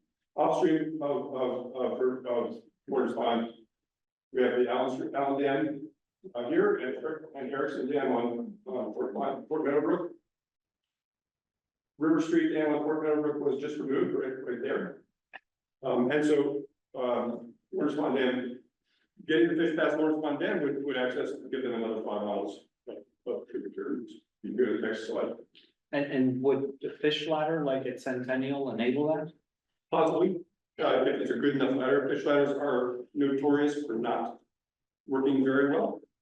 Possible. That could be a option. And just one last slide on the diaphragm fish concept. Just to make sure everybody's aware of this. This map is a little hard to read, but it's a study of sort of what opens up when we open up different dams, what habitat is open. A key thing to keep in mind is there are 3 types of anadromous fish: shad, blueback, alewife. Shad and blueback, they have different spawning habitats. Shad and blueback tend to like to spawn in large water bodies and rivers, so they would spawn in the main stems here. But alewife prefer non-flowing and smaller tributaries. So those are really the target species for tributaries like which are brook Waters Pond. The potential alewife habitat, as I mentioned earlier, are all blocked off right now by dams. Warner's, Great Meadows National Wildlife Refuge, Farrar Pond, Lake Chichester. We'll tell the dam removal of 35 miles of main stem rivers, and that Warner's dam removal would have been another 5 miles of this alewife habitat. So what if we were to put a fish ladder at Waters Pond Dam? Because there's really kind of a spillway that seems to be conducive to that. Wouldn't that help towards the fish being able to pass through there? I mean, because there's fish ladders at the other dam. Yeah, so there are, as you guys all know, there's a couple of different issues that we're dealing with. One is diaphragm fish, access, migration. One is connectivity for local, for resident fish like the trout, being able to get from one brook to another, into the rivers during winter, for example. And the other is water quality. Putting a fish ladder and making it passable for fish would solve the fish problem. It would not solve the water quality issues and the sediment collection issues. So I do have another question then regarding the water quality then, if. What effect do you think dredging would have on the water quality if we took out like all that? All the plants and whatnot that have died and keep building up and building up in the pond. If we were to remove that out of there, would that contribute to a better water quality? It would. So dredging would improve the water quality. That's really the objective is to get the sediment out and to reduce the biomass in the pond. Yes, it would. The issue with dredging that, you know, that's pointed out in the studies is that you have to do it again. It's only temporary. Temporary. Oh, I'm sorry. I think you have to remember the dredging that we looked at is only removed maybe 4 or 7% of the sediment. It's not, it's taking out some phosphorus, but 90+% will still remain in sediments. Right. At least you know, the modest dredging that, the larger dredging with some. Right? It's not a bigger problem. Yeah, and one thing they pointed out in the alternatives analysis was that if you're only dredging part of it, you still have the effect on water quality of the other submerged parts of it. And if you're putting the sediment back into the fill, you're not really removing it, so. We're trying to figure out, are there other options, you know, do we remove more, do we put it somewhere else, can we still keep some within the pond, I mean, those are some of the discussions. Right. that we'll have. Yeah, and I think we can say that there are other options, and generally Oris's position is that the simplest, cheapest option is the natural method. You know, the river, taking the dam out, solves all the problems all at once, and you never have to. Yeah, ecological ones, right, right, and we're trying to Right. encompass. So, 2 questions, is there a predicted model for, you know, how much sediment results in how much improvement? There probably could be, and I don't have the answer to that, but that could be. And you said, you know, not, you know, fish ladders are notoriously not non-performing or whatever. What's the Centennial fish ladder? Is that one that is effective or one of these that is not effective? It is one that has a project going on right now to make it, to improve it. It is effective, in other words, fish do pass through it, but not as well as they can right now. And there is a project going on right now to redesign it. To make it better. Okay. But yeah, the objective is to get the fish up to tell mills and pass it. Malcolm and then Sven.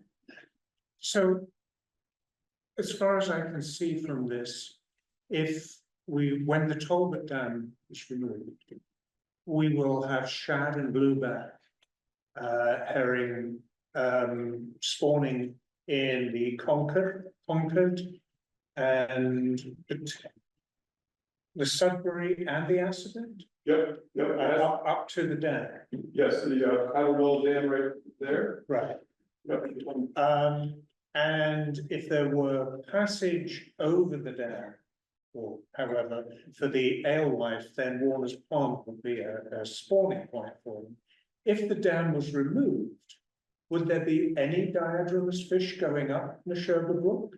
So what I understand from the studies of Warner's Pond is that there would still be a fair amount of flat water areas, still water areas, like there is still the deep basin where water slow flowing water and small streams, smaller streams.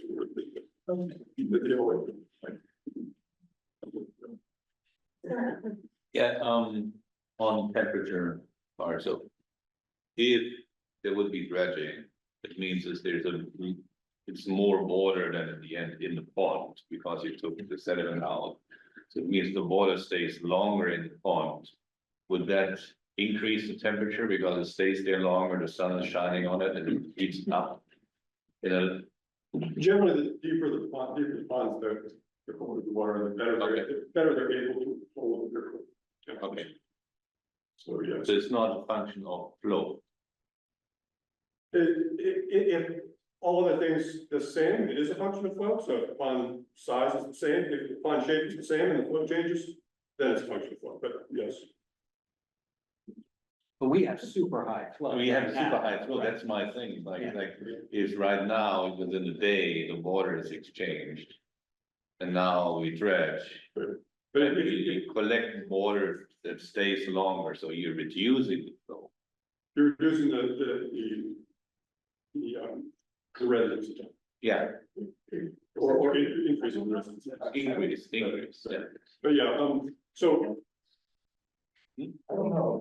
Does the flow stay the same? It's coming. if the flow stays the same and the The volume. flow stays the same. You're not changing, you don't have a valve that you change upstream how much Right. water comes in. Right. So the flow in and literally the flow out still stays the same, it's just it stays longer in the pond. Why is that? And keep a place. So. No, then just let us talk about it. Thank you.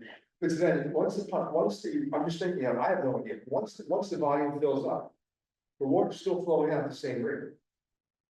Yeah, but that would mean then the surface water is flowing.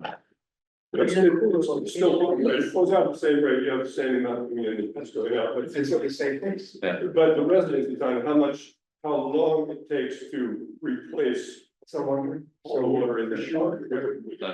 And that's definitely, if you increase the volume on that, but the thing is that because it's deeper.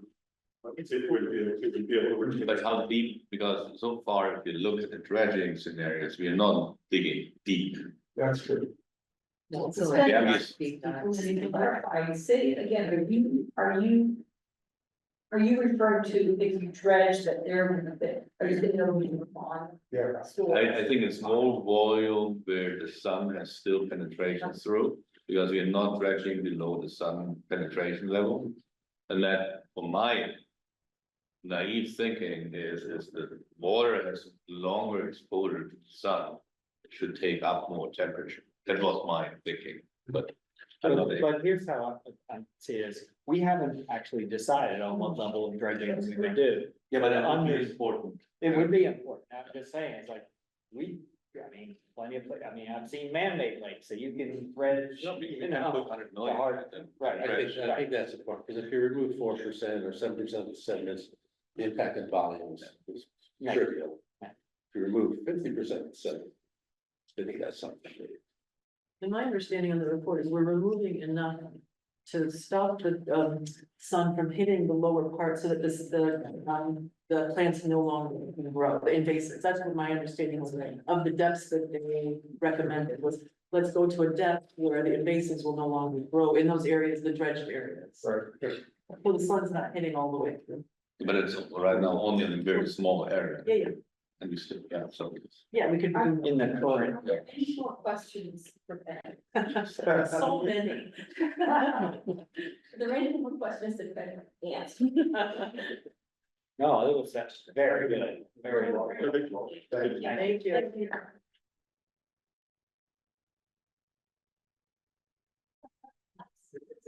Yeah. Sorry. Thanks, Toby, Rachel, and thanks everyone for inviting and hosting Ben, thanks Ben, if I could pat Ben, of course, on the back briefly as the ORS representative. And just say, I've been involved with the organization for about 4 years and just say how lucky we all are to have an effective, active watershed organization that's been operating for about 40 years. Ben Rockwell's been involved almost all the time in it. I think the organization was founded in a house I live in now by Quincy Stokey over on Highland Street, but to address issues of wastewater treatment input to the rivers. They've sued people, they've commented on official documents for decades, and gotten this wastewater treatment effluent dialed so far down. That you know, they had a swimming event in the river last week because the rivers are getting to the point where they're safe to swim in. So the nutrients coming out of these impounded sediments are now the main issue in our rivers right now, after, 4 decades of progress on addressing the top issue of wastewater treatment.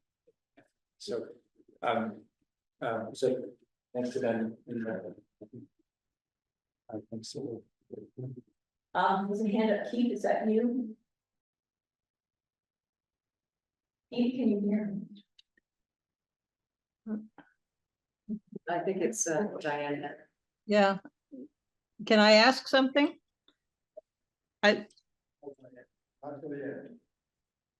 Excuse me? No, Diane, our policy is to hold all public comments till the end, I'm afraid, but we. Yeah. It's a shame, because I have something that probably the expert could answer. So, yeah, okay. I'll have to wait, but then I won't get an answer. Folks, if we're done with Ben's presentation, would you like to take a short break? Yes. 5 minutes, 7 minutes?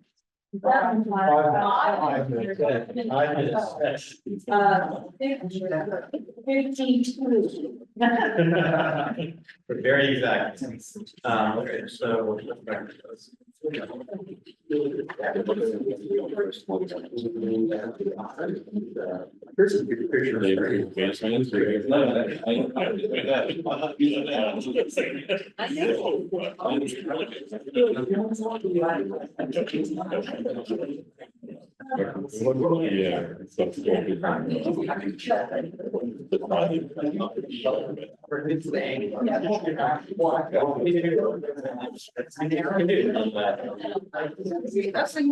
Sorry, so you have similar pictures and you can. Wednesday, yeah. Took 150. Yeah.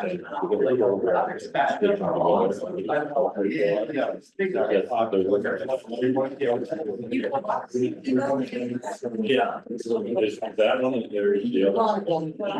Oh, there's 2 of these. Oh, yeah. Fun. So this side has the president, and the other side doesn't have. Yes.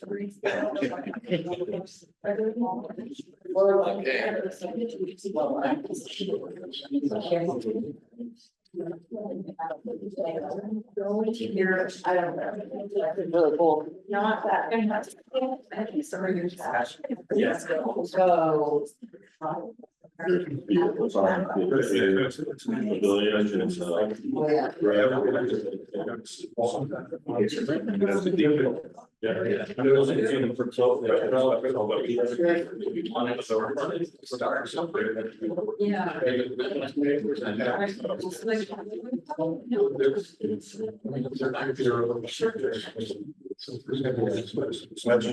And I mean, I had a question about like.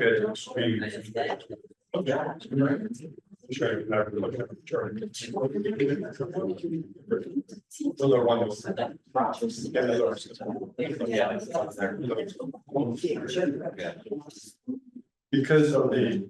Because of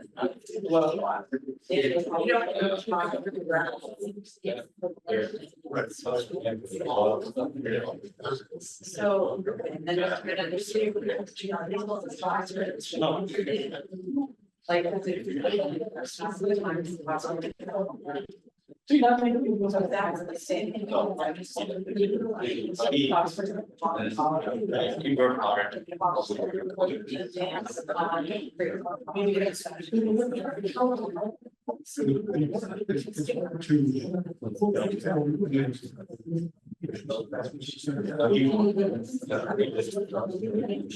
Yeah.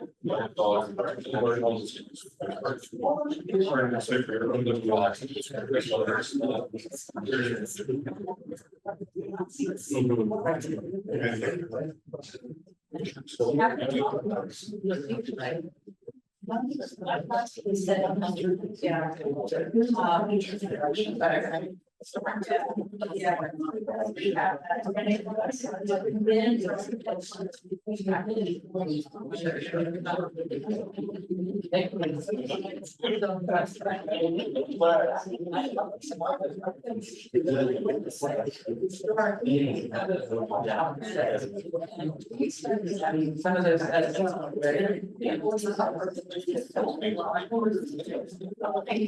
Yeah.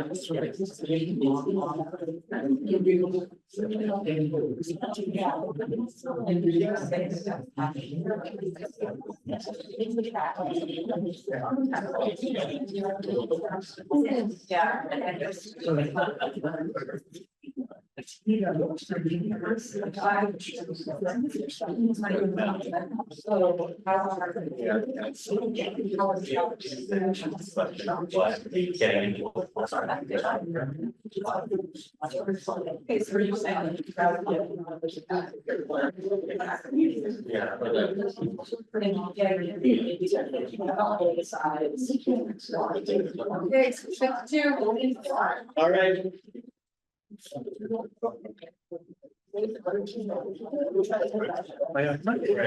Hi, Chairs. Yeah. All right.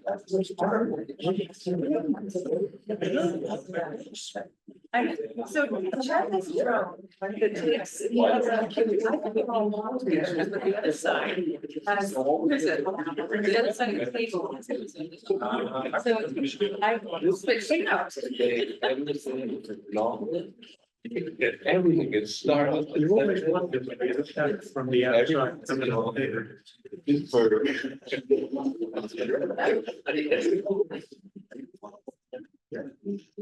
All right, Chair, do you want to follow back? Oh, yeah. No, that's it. All right, so the meeting is, back in session. This is yours. I'm gonna be here for some time. Right, okay. So turning back to the agenda. Yeah, let's talk about the, no, let's have to track on public. Yeah, anything you want to say? The Bill and Chris want to share a kind of brief summary of what happened and. Yes, So recap the people who worked there.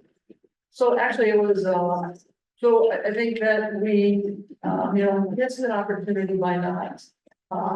Having it on video or inviting the newspaper, I think we've agreed to that. And we will definitely look to do that in the future. So having said that, we will also be preparing, which I said before, we'll be preparing a letter. So that we can put it in the paper, so that the public can read about what was presented, what was done, what were the outcomes. So at least we'll have that. But some of the takeaways that I took from it was that I felt that there was a lot of support actually for keeping the dam. But people wanted financial information. How much is it gonna cost? They don't want their taxes to go up. What are you talking about? What is this gonna do? And a lot of people mentioned as well, how does it fit into Juro? And they're also concerned about how does MCI fit into this whole picture? Clearly, we don't know yet, but the feedback that I got from it was to please keep that in mind. Keep that in mind as we progress with our projections and potential solutions. I would suggest, yeah, say similar things. The finances come up again and again. First of all, well, good turnout, excellent turnout. Yeah, that was remarkable. I expected maybe 25 to 30 people. I think we had over 68 or so people. Yeah. It was pretty amazing to see that many people. Some of the groups I know, I heard from some of the facilitators, but people on the tables, got into real, passionate discussions about what was going on, and that's okay. We sort of expected that. We sort of wanted it. So that was all very good. The MCI thing has really had me thinking about that. That's come up again and again now, and it does make me want to think about what that role will be, and I think we have to take that seriously. One person, and maybe you've all seen this in response in the public comments, talked about whether or not whoever develops MCI I'm assuming the town will, whether whether there could be some resources, financial resources for the pond, which I thought was a fascinating, for the whole water system, which I thought was a pretty interesting point to make. So, yeah, oh, the other thing that, struck me, I'm not sure if it was because it came up at the meeting or because I was sitting here thinking about it, was how more significant than I had been giving it were the, I guess you either call them annual measures or the short-term measures. They're going to be significant in some sense if the pond were to remain, such things as drawdowns or harvesting in some way or all that. So that was a thought that I had. I guess that's it. I'm curious, people who had attended, what they had, David? Yeah, so right along the same line, but kind of step further was at our table, it was discussed because of MCI, that perhaps the task force would move from, hey, we're trying to propose the long-term solution that we proposed.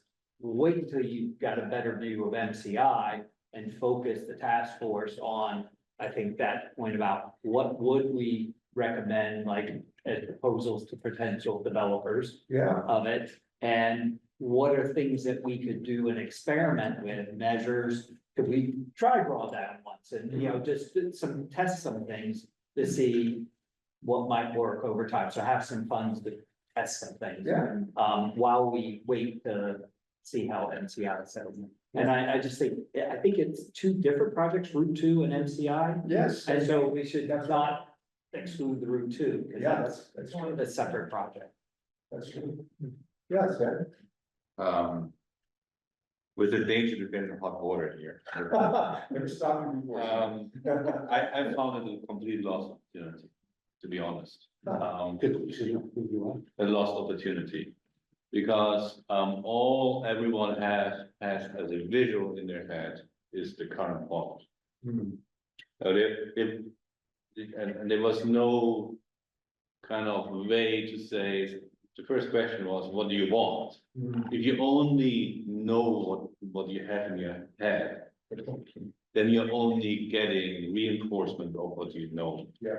And it would have been good to show visualizations to say, this is one option, this is another option, or there's a third option. These are the things, and this is how they look like.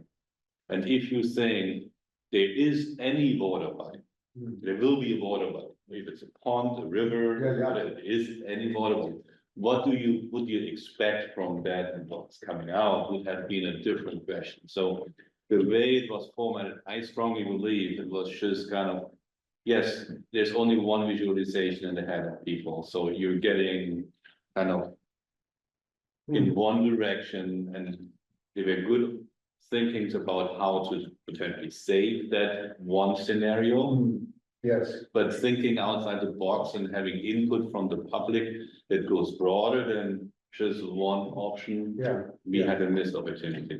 Sorry. But maybe it's not even possible for us to have done it at this point, but I think it's a lovely idea for us to aspire to in the future. I had 4 people in my neighborhood specifically come and seek me out with generally negative feedback. And the feedback was, number one, I haven't gone back and looked at all of the ads that went out, but on the League of Women's Voters, it specifically said that we would be presenting a draft report that everybody could then respond to.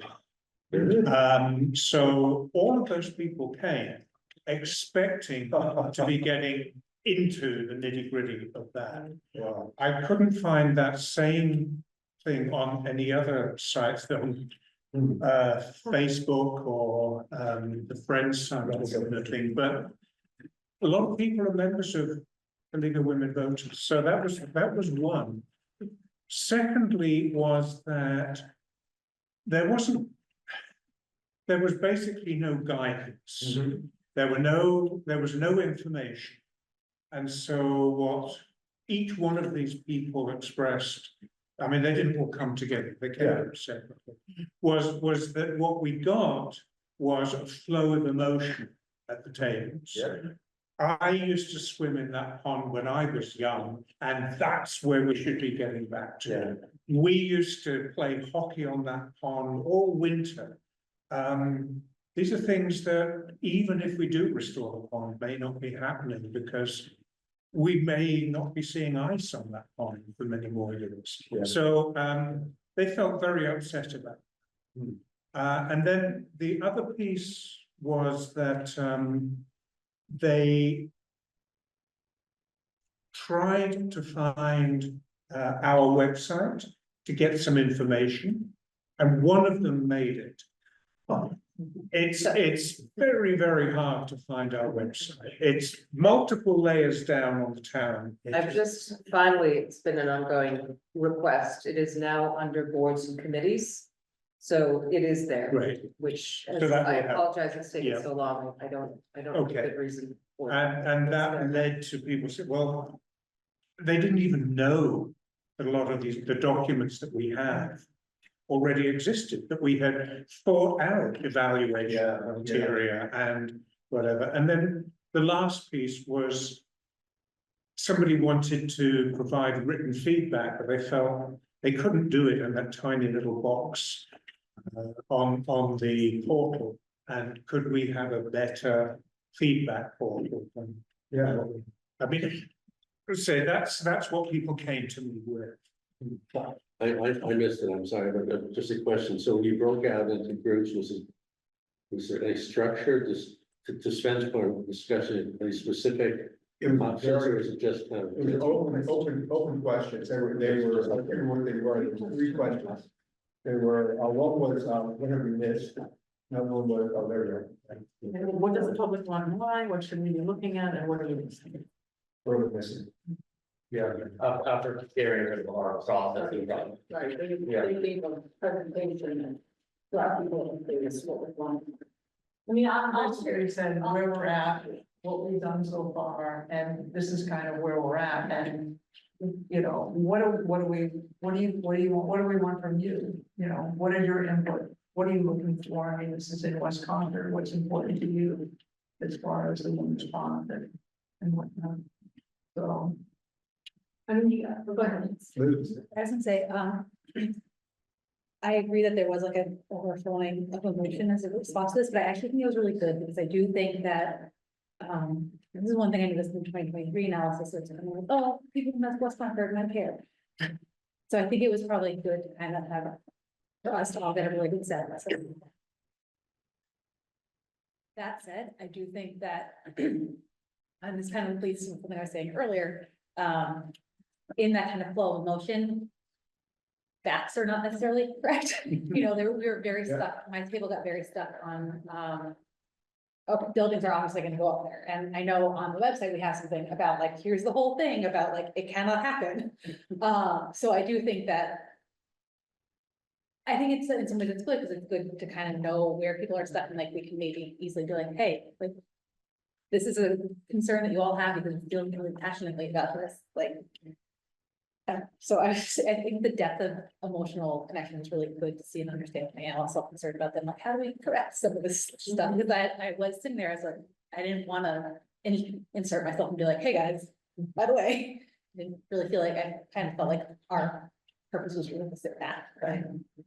Yeah, so, yes, there was the motion, I agree with you, I think it was probably really helpful for people, that's what I thought, and I thought, in spite of that, there were still lots of good, you know, concrete things that would be applicable going forward. Sorry, that was the feedback I got from the community. Oh, yeah. My own personal feedback is that I thought it was a very good exercise to be able to share with concerned community members before we've actually got any answers to anything. I think it demonstrated that we really are serious about getting feedback, that we haven't made up our minds about anything. So from that perspective, I thought it was actually quite good for getting stakeholders who have an innate distrust of anything to do with government. I think we demonstrated that we really do want to hear things. I thought something. Yeah, one thing that jumped out at me the evening and looking back at the notes, and this is just something that always. I sour on is people saying, oh, we just want to dump on West. You know, no one wants to invest in West Concord, and I was on and chaired the West Concord Advisory Committee of the Planning Board, and looking back, we spent millions as a community on the Duro Park, the rail trail, the pedestrian bridge coming soon, the ComAv crossings, which was a lovely improvement. What we call it, Twin Cakes Plaza between Twin Seafood and Tea Cakes and Junction Park. So there's probably more that I'm not thinking of, but we're doing okay. And it's not a point I think anybody here has made, but that whenever that comes up, that like, oh, this is being railroaded because West Concord gets all the housing and everything. We're getting a lot of amenities as well. So all of those. Yeah, there was a short mentioning of the press. In an open, free floating format. I would be careful in having the press there. Because you want to provide a safeguard for people who have perhaps opinions that are kind of not the general part. You need to build a safeguard, so that it's not suddenly everyone feels whatever I say ends up in the newspaper. Yeah, with my name behind it. So if you want to have a real kind of constructive workshop, it should be safeguarded and the press should not be in it. That's my personal opinion. Yeah. The second you said is like you're thinking about writing a summary letter about the event to the press. Again, is I think given the kind of feedback we just got there, we have to be careful because this was not to generate results. This was measuring a certain temperature of what is in the mind of the people. And by summarizing things, you're starting already framing a certain result in the public. So I was burned years back with the press, so perhaps I have my personal baggage. But I think it's for the task force, if we want to just continue to be relatively open and being flexible and not predicting now what the outcome is by the end of the year, you should be very careful with that. Yeah, Spencer made this really excellent point. Well, certainly about the press, I experienced the same thing, but from what I heard of the feedback and, the emotional aspects we love upon, the summary would be say you want to talk. And, it would kind of box us in from, and maybe that's where we're gonna end up, but, I don't think, we would endorse that. Right. We ought to state that, whatever you want to say, but I think, there weren't other options or other visioning done there. And, Maybe it's more that we were just collecting, feedback and not mere giving any specifics. It was just the collecting of feedback to guide us, perhaps, or just something to that nature versus saying specifics of what the feedback was. be careful. But I would add that this is a public process, and I wouldn't be afraid of this. We're doing a phenomenal job. I would not have fear of putting out what we're here. Like, it's not our project, it's the mouse project. And I think people who came took their time to come and voice their opinions. And I think we owe it to the town. We're representing a whole lot of people here. So I agreed to step lightly, but I don't think we should do it with names or anything like that. But I think we need to be able to say with pride that we came and we heard a lot of opinions and a lot of feedback that we need to put into our, little algorithm and push it through them. I agree, and then public participation, public input is vital, but public input doesn't completely drive what we're doing. When you say right, so Right, it this should have been public. Right. We missed that. probably be the meeting, so yeah, So I mean, a couple takeaways, I think, a lot of what you're talking about is food for thought. With an X bubble, yeah, we're gonna need a bigger room. Say, a bigger vote. A couple of things that I've observed, one was again, what you mentioned, the passionate people were, there was a lot of emotion, there was a lot of passion. My take with it, without knowing where people live exactly, was that there was a predominance of residents from West Concord and people who felt a strong association with the pond. And that just raises a question for us to think about in the next public meeting as to how do we extend out into the larger Concord community? You know, I don't know. I don't know what the answers are in terms of bigger engagement or broader engagement. That's something to think about to the next, sort of looking at that next stage. Yeah, I guess my thought that considering, I thought it was a great turnout as well. Are we gonna then be trying to draw people in who it doesn't matter as much to? You know, it seems to me we got a great turnout of people that it mattered to. I think someone before we held it made the point that it might be better for us to hold it later in the day, that people who have jobs, we might get better turnout. Even from the local community. I don't want to go too far with what you're saying, and all of a sudden we've got people from another state coming in, and It's more, I think, it's more making sure that we're really informing the community as a whole, because they will have voices down the road. but if you hold it later time, have Zoom, Yeah, we will get more people involved. just keeping an eye. Anything else to be said about public workshop? I would just, I think I would argue a little with your perspective, because I think although the presence of the pond is here in West Concord, there was a lot of concern about finances, and everybody in Concord will be paying for whatever we do here. So we do have to have people from the other side of town. Oh, I wasn't thinking, I was thinking like people coming in from out of state. Anybody coming in from out of town Yeah. should be, well, I won't say should be ignored, but they're not stakeholders in this. Well, I think anybody downstream is like, if there's real impact, whether it's our town or not, might have a case to be entered. Again, it's about. Yeah. So And I think we do have to pay a lot of attention to, we have a lot of people on a fixed income in this town. To whom even a small increase in their taxes could be the difference between them staying in Concord and having to leave.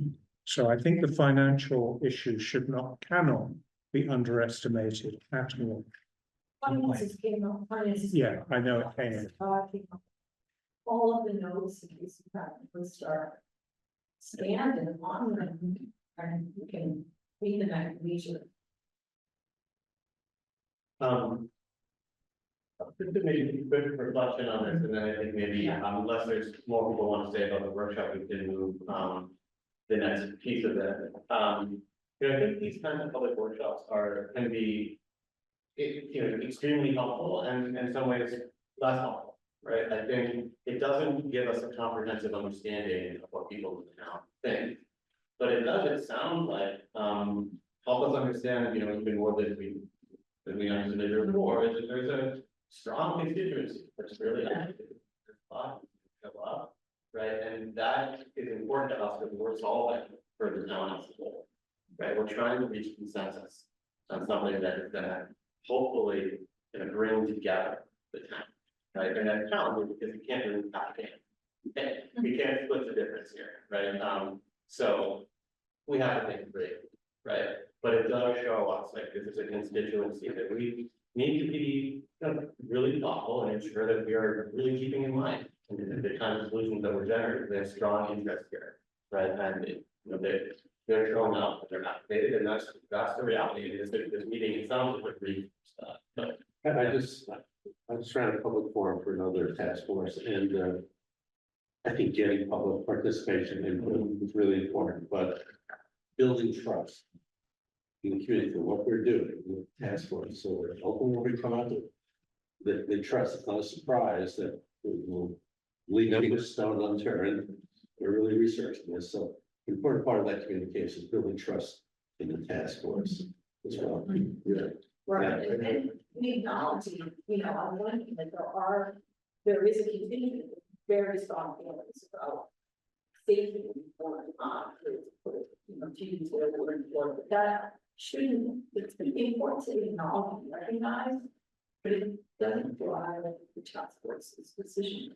The task force has its task. You have to operate, to try to really make good recommendation.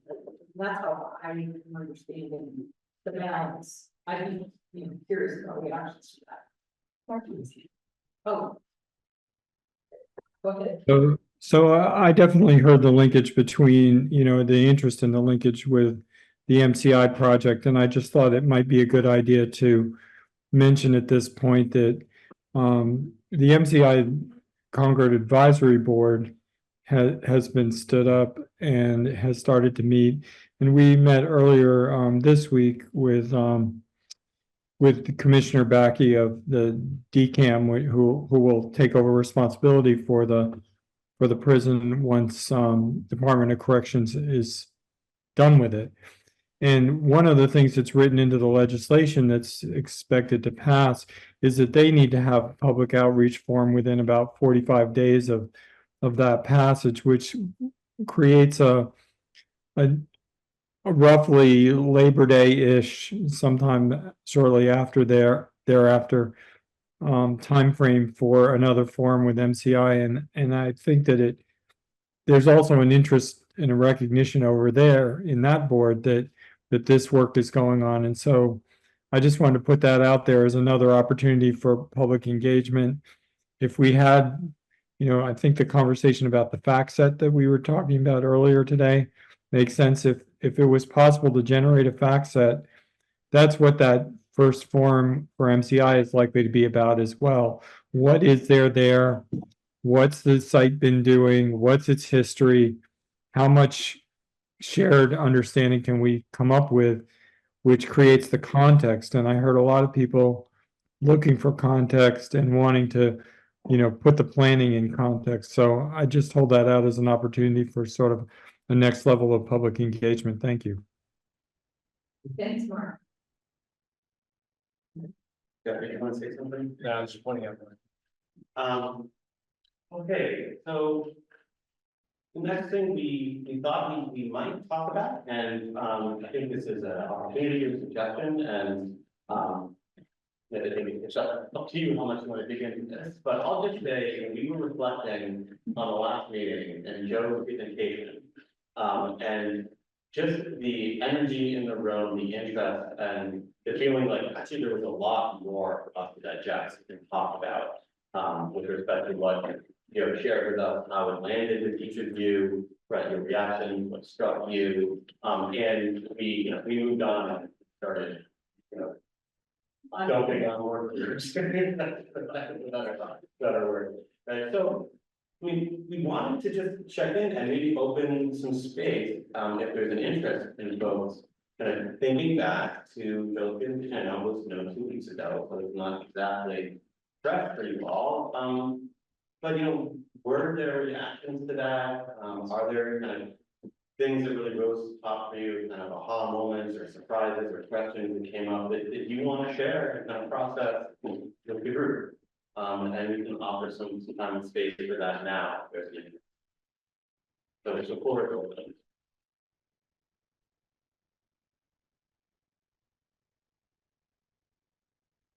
Some of the work groups.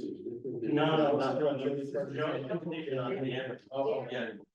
yeah, the 2 weeks ago. Yeah, go way back. So he presented to us, the pictures of all the dams and moved and what they looked like. We had Q&A on that. Yeah, so just curious if there are like things that struck you, right, or resonated. Yeah, definitely. I thought it was enlightening. The presentations were really, I think, examples and the benefits and the mechanics and who knows what with that. I think it was really very educational. We filled in a lot of gaps for me to almost prepared to understand what we need It's a little, people, I know, so terrific. That's a big statement, say that everyone's prepared to understand it.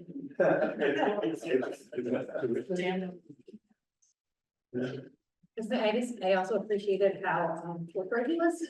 He's like, yeah, neighbors don't like it.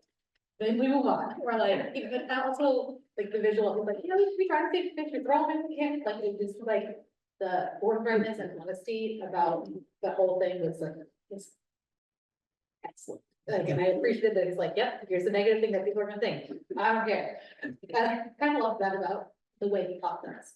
I had two concrete takeaways from stuff. One is, for a long time, I've been wondering what dam was coming down.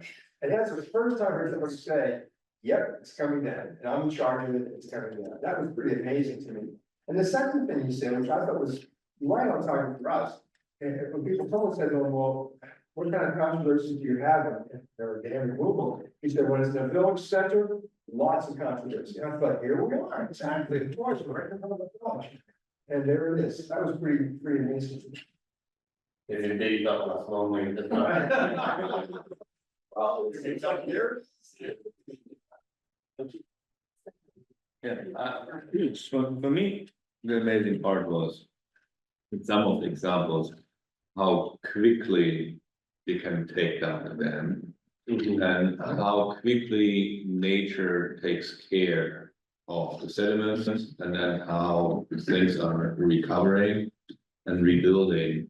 And left me with, again, this question, again, I'm a visual person, is that's just having more kind of examples, how this will look like if we would do this, and what can we do with this the opportunity we would get, like with additional land, could we have a path that really goes once around the pond? Yeah. Is there what kind of recreational things can be envisioned?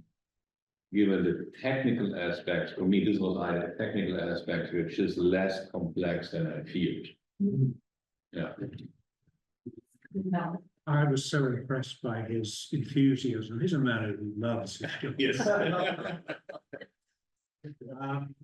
But like Sven, the thing that was, well, I won't say the most helpful thing, but I've heard a lot of talk about, oh, we're going to have this acres of mudflats.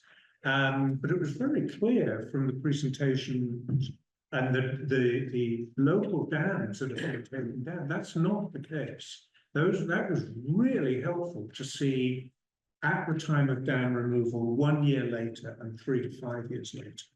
I was shocked at how quickly it got taken back. Actually, my understanding of ours is different in that because of the water level and where everything ends up in terms of our just the situation that we have. What I know a little bit differently afterwards, because I've been trying to figure that out, what's left, is that we will end up with acres of some invasives and that we can't actually walk on a lot of it. We won't be able to have trails through because I think what I've heard is that the levels that we will level out at will make more wetlands than it will what we saw in some of those other dams. So it'll be very watery and wet, more than some other places, because maybe they have more highland and maybe the river is deep, lower and deeper. But so yes, we should find out what our situation is. Yes, going to look like. Yeah, We should. because it might not be anything that we Yeah. saw. I heard him, sorry, I know you want to say, I heard him say that in at least one of their examples, there was a lot of built up sediment and they took it down in such a way that that sediment was actually, a large amount of it was actually cleared. I have no idea whether that would be a possibility here or not. I'm done, sorry. There in this presentation, should be a lot of wetlands and water. Very valuable. What struck me, the support that group could give to the town in terms of feasibility, using some next steps, was really interesting, helpful. And I was kind of shocked how inexpensive dam removal would actually be. When I asked them, like 5 figures, I was thinking 6 figures.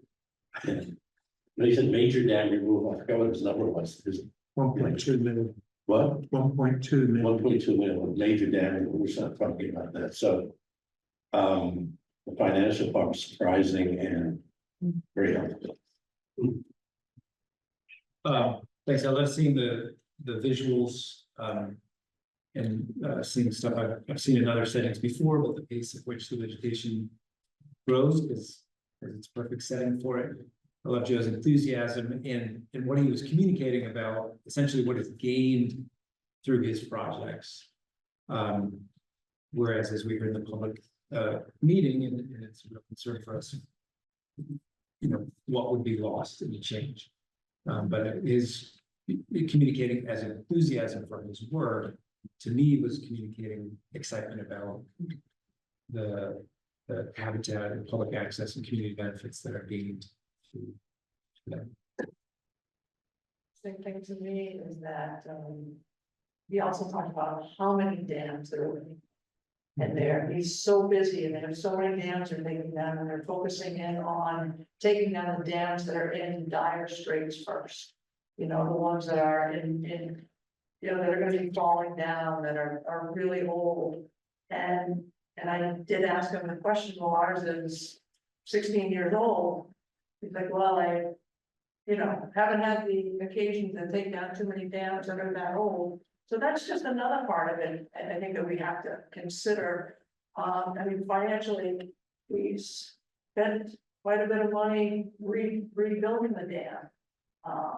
And now, short term later, you know, how does that factor into, do we want to take it down? Does it make sense to re-dredge? And I think those are other issues that we need to consider in our whole decision-making process. You know, a whole package of things. I mean, clearly, only dam removal will not be fully safe. Right. And that's their highest priority. Right. And ours is not, I forget what the category was, Right. lowest. Risk. We're very low on control pole. Right.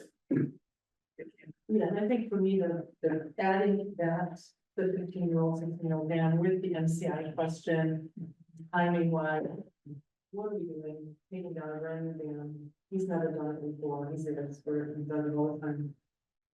And then not knowing what's coming up with MCI, what are we doing taking down this brand new dam? And can we wait? And what can we, to me, it was like, oh. Maybe we should take a moment to read through this question before we take down this brand new dam and undo something, we can't then undo the undo. And then MCI comes along, like, well, I wish we had more kinds of recreation near using whatever, fill the plane that city about. Of course, I maybe this more on MCI because I'm dealing with another task force. What the planning for MCI, what's really gonna happen there, it's a ways off. I mean, it's really, they're not, you know, it's not going to inform what we decide here. Unless we just sit on the decision for 5 years. I think so, we're not, so a little unfazed. I mean, it'd be great if all this planning was done at the same time, but it's not. So, yeah, I mean, there's definite nexus of interest there, but the timing is a skew, I think. Yeah. Just a reminder, I think Joe spoke about the number of dams they've removed, how old their program is. I think it's about 20 years old, and they've done most of their work in the last 10 years. Was it 8? How long ago was the dam replaced? 18 years? 16 years ago? Just dam removal wasn't really a thing. I mean, Delia, I think, said arrived a year after that dam removed. So someone in her position wouldn't have had this support, this track record, these examples, and the state's support and federal funding support for dam removal. And that repair was an emergency, as I understand it anyways. So, but to Chris's point, I think obviously we'll be looking at the finances. I think the idea of the town invested money 17 years ago, but now we're choosing an alternative path, and many of the alternatives we're contemplating will require more money. So anyways, I think it comes to my opinion. Yes, sir, mine suddenly went blank, Sven, go ahead. And again, the financing discussion is something I think we have to later on really compare the different options. Yes. But just to add to this, because it comes up was. Yeah, a lot. In my day job, investing in startups, I know, yeah, it happens again and again, that you put money behind the project. And then years down the road, you have to decision, do you put more money behind it? Or you not? Yeah, are you putting more good money behind bad money, or so where are you? And at a certain point, you have to think about, okay, certain things, certain investments are literally kind of washed down the river. Yeah, don't look back. You have to look forward and say, what is the best use of the money you have in hand right now? That's true. Yeah, so I think that's what I learned by doing 25 years of startup investing. Yeah. I remember. Malcolm and David. There was a lot of enthusiasm at the public meeting for delaying until we know what's going to happen with MCF. And I know we've just talked about that a little bit, but it seems to me that that plays into the whole question of the no action option. Say we did have to delay 3 to 5 years. What would happen in those 3 to 5 years to the dam? I think we really need to know the answers to those. You read my mind, you know. So one thing I said is, So that's why it's pertinent to what you said. I don't think no action is a recommended option from my takeaway from that. And that's why I'm thinking, could we recommend certain kinds of testing that we could be doing to learn more? Well, that's why I thought instead of calling it no action, you might consider, again, looking at short-term actions or annual actions. You know, Or measurements and. yeah, the dredging perhaps is something, if that's the direction you were going. So this is. That's right, he draw that. This could be a nice segue to our next piece here, but I don't want to cut the conversation. So maybe, yeah. I want to go back a little bit to what Sven was saying. I think, good money after bad. I don't characterize it that way because I think for 10 years, dredging was considered the best thing we can do for this pond. Year after year after year, it was the best thing, the right thing. If the bid had come in under $3 million, this pond would be dredged today. And we would be having a very different conversation about recreation on the pond. We would be doing Duro differently. There would be a different conversation here and we would be happy. So, yeah, so I think it's not really good money after bad. It was we've all agreed, the town, everybody in the room at some point agreed it was the right thing to do. Had the money been the right amount of money, it would have still been today the right thing to have. So, but we just have to be careful of characterizing. Right, but we're talking about now going. No, I know, but characterizing it that we're throwing good money after. Yeah, I think it's tough. it's that I'm not necessarily want to imply, I want to apologize for that, it was bad money doing it, when the dam was done. It's more like at that moment, you have to think about, where do you put forward money back? And there's, in every project, there's situations that if this would have happened, and if this would have happened, then we would be in a completely different situation. You have this in all kind of project financing. Yeah. It's the sunk cost fallacy. Yeah. That's it. I'm just trying. I think that you're 100% right. We've been totally focused on dredging. And commitment was made to that a number of years back, and we've acted, the whole town has acted in good faith to get there. But when we hit a snag, the world has changed around us. 10 years ago, taking the dam down, well, 16 years ago, taking the dam down wasn't much, wasn't anything that went through everybody's head. We built a new one. Now, there's a whole agency, as Jeff was saying, that is working with towns to take dams down. So I don't think we can just look historically and say, this is what we committed to and we should keep going to it because we're living in a different world. Yeah, but it's 2 years ago, I mean, it wasn't like 16 years ago, we're talking like last year, if last year's bid would have come in right. I We're only a year totally behind. agree. Yeah. 16 years ago, when the dam Maybe. was deemed unsafe, the town made a choice to rebuild it, But was not to there take. an option? Could we have removed it then? Well, it may have been, but it wasn't in anybody's minds at that time because, yeah, sorry, I'll shut up. But to your point, I think you're right. I think new ideas have popped up, new information has come up. We have an opportunity to look fresh. Did we stumble into that a little bit, but it's here and we have to move forward and, maybe it's a good thing that 9.2 million bid came in and gave us to rethink and maybe dredging will be the option. Maybe the dredging will only cost us 3.5 million because we find out some other way to do it, but it's given us an opportunity to rethink and that's a benefit. So, yeah, thank you guys, great discussion on this, I mean, just a couple of questions, we think that have really, so first of all, generally, some people really appreciate the presentation, it's really advanced their thinking, which is fantastic, so. We're glad that we had an opportunity to bring them in, you know, it's also raised some questions, right, like. Can we learn more about what dam removal will look like in this context? Are we gonna look at those pictures or is it gonna be different? Could we design it in a way to make it more like how we want it to be or not, right? And those are important questions, right? Maybe is there some kind of option we want to think about that's a wait and see approach, right? Maybe instead of, you know, do this now, it's kind of a timeline and little triggers along the way to be us in a different direction, right? It's another idea that would come up, okay, that makes more on the public workshop. This is what Mark Powell said the last meeting. Yeah. Let's take a look. The highest priority seems to be no action. Can we buy time? Yeah. What will happen and then the MCI. Rehashing the MCI opportunity out there. Yeah. That's not something that's one of the things you're gonna look at. So, yeah, I mean, this task force could, if you want to, say, like, we recommend, you know, the following investigation, waiting to see, and if this happens, then we suggest going in this direction. If this happens, then we'll go in direction, right? You could lay out a path. Right. Yeah, exactly.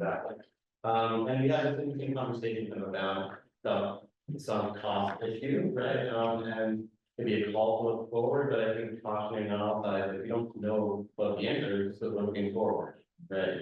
It's still an open topic. So we want to, you know, in our next piece here, talk a little bit about, you know, what's next, maybe return to this conversation about how we might get some more forward progress around specific or concrete ideas, proposals. So I want to maybe take back up on this conversation at the beginning when we were talking about workers. And Bill, I want to, this is kind of maybe turn it back to you and we sort of ended where you gave this, not way ended, but we were wandering through the woods, we gave his idea and Yeah, that's fine. And I would suggest, and I would actually even consider in the committee, if they're voting on, if we're gonna go with groups to vote on having groups, make sure that is a step forward, so you know, you can do that much. But I would suggest that if you bring it to groups, I know we don't have expertise in this area, but I would suggest we bring into the groups around, dam removal, dredging, and then the other option of buying time. I mean, and I see it as being constructing short-term or annual, opportunities or, mediations for the fund. That would be great. And my suggestion was this, I was thinking about this, is that each group should take their time and then come back with one or two proposals in their area, may just be one. So I can imagine the dredging group getting together and saying, look, we looked at the removing 14,000 cubic feet. That didn't seem reasonable. We don't think that's a good thing. 100,000 feet, maybe it's good, maybe it's not good, maybe it makes the pond too small. Maybe we're gonna reject that. So they would come back with one proposal. And they would come in and talk to us about that proposal. They've done some research, they've gotten the expertise that they need to talk to us. simplified would be they come back with one proposal in front of our group. And then we would apply the criteria, the general criteria we've developed already, as well as specific mandates from our own constituencies to that, to the proposal. The interest. The interest, the state of interest, and we talk about that, and say you haven't done that. If we might have to augment or amend, what they're suggesting, maybe send them back and let them rework it. Or if we worked it out right at our full meeting, then say to them, okay, if we agree on this, your next task is to get a cost estimate. And, hire a cost estimator, I hope we can find some money to do that deal, hire a cost estimator and get us the amount of money that would take. And the same thing would happen for dam removal and for the ongoing maintenance of the pond, it's the third option. Now I can imagine iterations during that time, they may come back and say, look, we have a big issue, we can't decide on, we're working on whatever, dam removal, we can't decide on, or no, say dredging, but we're thinking about a fish ladder, we need to find out more about fish ladders or fish passageways, and we'd like to have it presented to the entire group before we go forward. Fine, that's good, but each of these groups, and they don't have to all be advocates in that group. It can be a mixed group, as we've done before, developing the criteria. But they have to come back and put the proposal in front of us. And then when they come back and they give us the amount of money that the cost estimators have given them, we still aren't done. That's only each group would have to do that. And then we can make a decision. And maybe an argument we have to work our way through, there will be balances and finances, et cetera. So, but at least we'll have at least 3 different cost estimates, the major 3 different proposed directions or options we want to take. So that would be my hope going forward. Yeah. Yeah, I think we're actually higher. Agree and everything we said, except I don't think we should limit them to one proposal. Sure. I think if they come back and say, hey, you know what? I would love it if they could just frame up 1 to 5 options. The less, the better, but get them in the buckets. And then I like your idea that we then, I'm this fan of the scoring against the criteria, stakeholder needs as a group. I think that would be great. Yeah. Oh. Are you suggesting we take all the other items off the table here? We talked, but is there a 4th group that looks at the? Give me an example of other items. And I probably dropped one of those 3 boxes. For example, we brought up the question of drawback. The side channel, the ceiling, I was wondering right now. The side channel, for example, Keith told us the side channel means that the dam sits. So that's already one side. Where's that fall to? I'll answer the question. I assume it was part of the regimen. But in the paper that we received, that presentation, it does not say that the dam remains. It says we can choose to keep the dam. Well, we got extra proof or something. Is there a category? Is there cats and dogs option, so that the things that we don't quite know enough about and we need more information? Because earlier on, since we take anything off the table, and the group said no, so where do those other pieces sit? Well, we may need some of those items in order to do the medium action or whatever this, we may need I just wanted to, is there a 4th group or? There's something. These are the main things. These are the really important stakes that we have to start with. If, as we're developing, if there is a 4th option, you can always form a 4th group. Or, and get them out there to look into and make this, you're right, make the side channel doesn't fit into either one of these categories. Fine, that's That's the one that came immediately to my mind as well. Yeah, it may very well be the 4th channel. I totally agree with your suggestion, 100% on board.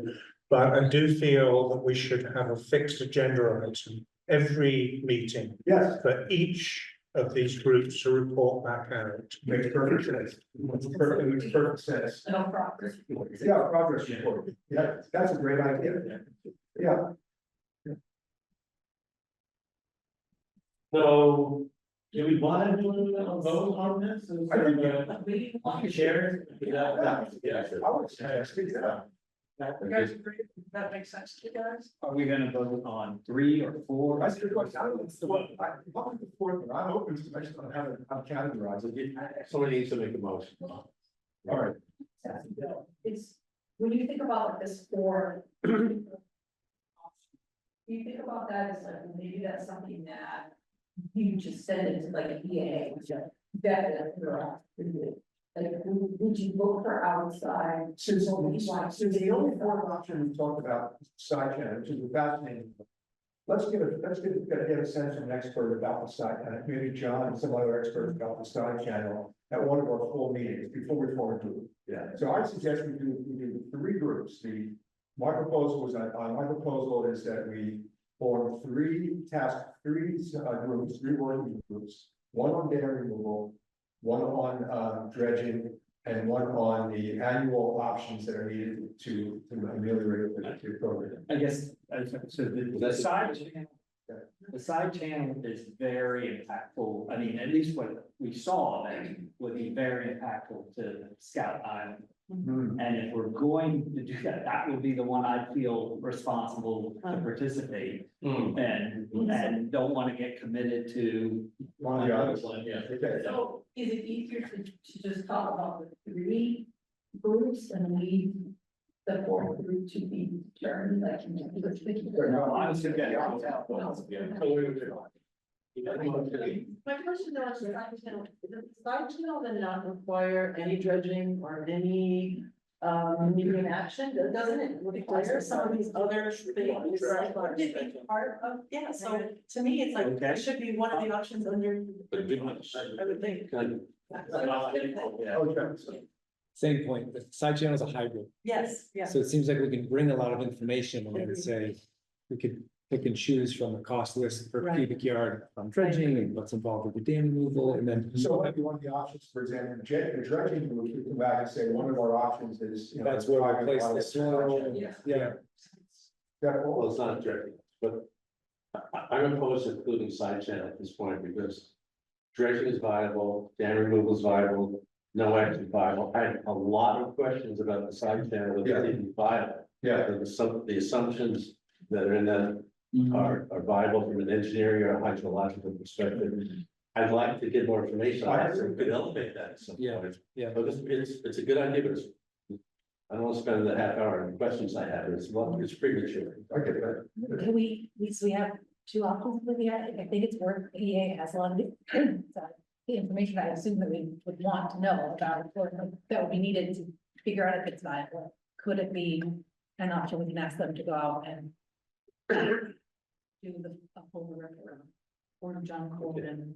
But he doesn't have all the, maybe he can kind of, I don't know how the process is, but can they have their communication between the 2 of them with, the holes about. We had a motion on the table. I need a motion, I second it. I guess chair can't make a motion. Okay. I'll make a motion that we establish 3 work groups, one around dredging, one around dam removal, one around no action as annual maintenance. So we start out with those work groups. We leave it open for future, but for now we start those 3 work groups. A second. Would like to have discussion All right. because of the 4th group. I am highly concerned that we are leaving an option outside our discussion that was presented highly prominently in the public process and discussions leading to this task force. And if, let's say, just think about one scenario, I don't know if that's the scenario itself, is you're coming all together with only 3 work groups. And we say, we have division from the sky, and we take it then down. We open ourselves up to the argument that we never looked at that scenario before. So how about this? Let me suggest one, I'm sorry. Well, I was just gonna say, Stan, why not have somebody to talk to us about that? And if we need to add a 4th group, we could do that. But then we have to reshuffle the resources. So And we have to reshuffle the membership. Then we're suddenly having 4 groups instead of originally 3. Can we have, if there are enough people who are interested in forum, can we divide them evenly, and so if the forum option becomes viable, we can pull them out and still kind of have evenly distributed work groups, so we're not, like, we need to move forward, we need to get these work groups going, we can't keep on waiting for more information about this. So if we form the groups kind of in a smart way, that it's easy to pop people off, start a new group, they'll have information, and we kind of circled around the idea that a lot of the dredging dam removal information is gonna be useful for the side channel discussion. So it's not like the things that they're learning are gonna be completely useless. I do think that the dredging and a side channel group would be doing a lot of the same work, asking a lot of the same questions. I don't agree. I think Because there's things on the side channel, which are well beyond dredging, it's hydrologic, there's yeah, putting up dikes, there's. okay. There's the assumption that the pond fills up with groundwater. Yeah, Is that okay. true? So if that group were sort of relieved of needing to generate costs and everything for earth moving. And focused on sort of the hydrological issues, I'm just, trying to say we don't wanna make work. I'm sorry, you want to? So I just wondered, we also have the, drawdown as another consideration that people are looking for more information on.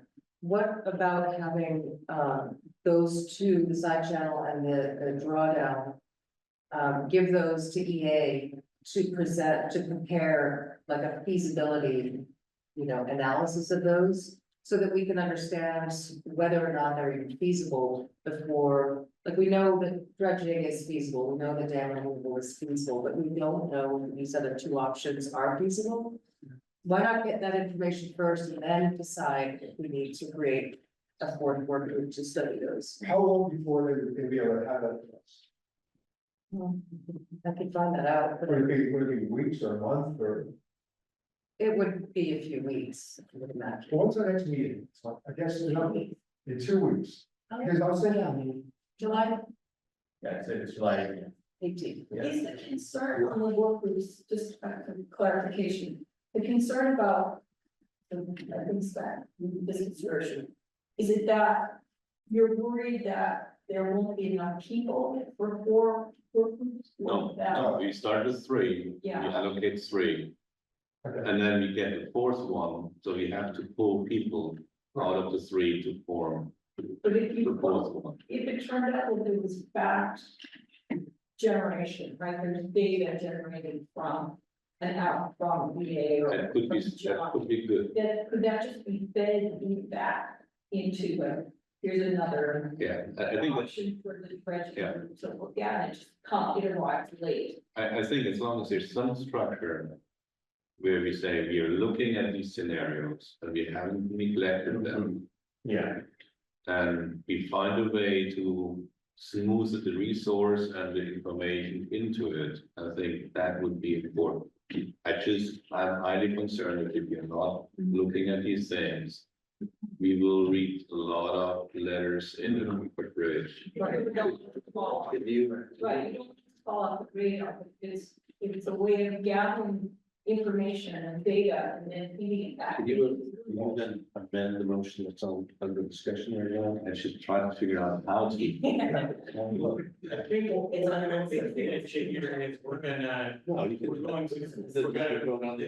One of the things is all 3 work groups now, that doesn't mean that these are gonna be 3 work groups in perpetuity, right? We could. We can just say we don't preclude the addition of the 4th. Or additional report group, or adding issues into it. Either one. I can doubt that one right there. but that was Sven's point, that wasn't it? Every year, we're performing 3 groups out. Why not, can we invite, in our next meeting, someone to talk to us about the side channel, where we have enough information, there enough information. And then they should vote. Yes. I like that. I like that. Sorry, they- Is the motion, actually, how about this? The motion could be amended this way, we have agreed to form work groups, either 3 or 4 work groups. Based on our next meeting with the, about side channel. I really don't want to wait another 3 weeks before we get anything going about the side channel. I mean, Could someone? I think Delia's suggestion is an excellent one. none of us have the hydrologic skills to look at some of the things John is suggesting. We need an expert to deal with that. And of course, we could have John come and present next meeting, but then we're going to have an even further delay. But I'm gonna put it out there, Malcolm, I think, I agree with you, but I think it's the same amount of lack of expertise we have on what is it gonna look like after we remove the dam. That group is going to have a lot of questions about, is it wetlands, is it 40 acres of wetlands, do we have any trails, do we have any creek, can you actually paddle through this, whatever's left over? There's gonna be 1,000 questions for each one of these groups. I would say, to me, if I could hear John Coleman describe this thing in 2 weeks, and then we decide, is it worth pursuing as a separate group? Or do we let it fall onto the dredging group? Then we can start in 2 weeks at least saying, yes, we do now we have enough, just as much information as we have about anything else. But we still don't have the skills. My, We don't have the skills for any of this. no, but the difference I think between them is that we know the technological feasibility of these other three options, and the open question is not around what's it gonna look like, the open question is around, is it even feasible? And I think that's the big difference, and waiting to hold on starting more in-depth research on three options that we know are feasible, to wait on information on a fourth option that we're not sure is feasible, feels like a waste of time. Yeah, I don't want a conceptual presentation inside town. I think I'd like EA to actually look at it objectively. And, you know, I have certain questions here that should feed the deal, what they should answer, but I think you need to look at it. And I would be in favor of delaying the motion, so we decide whether it's 3 groups, 4 groups, or we can vote on the motion now. That doesn't preclude the 4th group. But I think. It does make sense, so, but I would argue one more thing. Don't delay at least voting on having work groups. Right. Because at least we start after that. I heard the motion, a second, that says we'll have work groups, and after the next meeting, we'll decide if it's. We can't make the motion. No, I can't. I think we have 2 potential motions on the table. Is there anyone who would feel really bad if we started in 3 groups? And then we created a 4th group, and you kind of moved into the next group, or you were in a group where someone moved out? Would that create a big I think it's disruption? messy, I think that's pretty messy. But would it be a real situation later to your? Would it be troublesome enough that you was really done? Yeah. I think it depends, if we can in 2 weeks have what people are looking for. It's actually 3 weeks. 3 weeks, if in 3 weeks we could have this information and be really smart and put together the final groups, I would feel much better than starting now. 4th of July week, we're not meeting, 2 weeks after that, then we split those teams apart again after meeting once or twice, that feels a little messy. And we've done better than that. Let me try, let me try.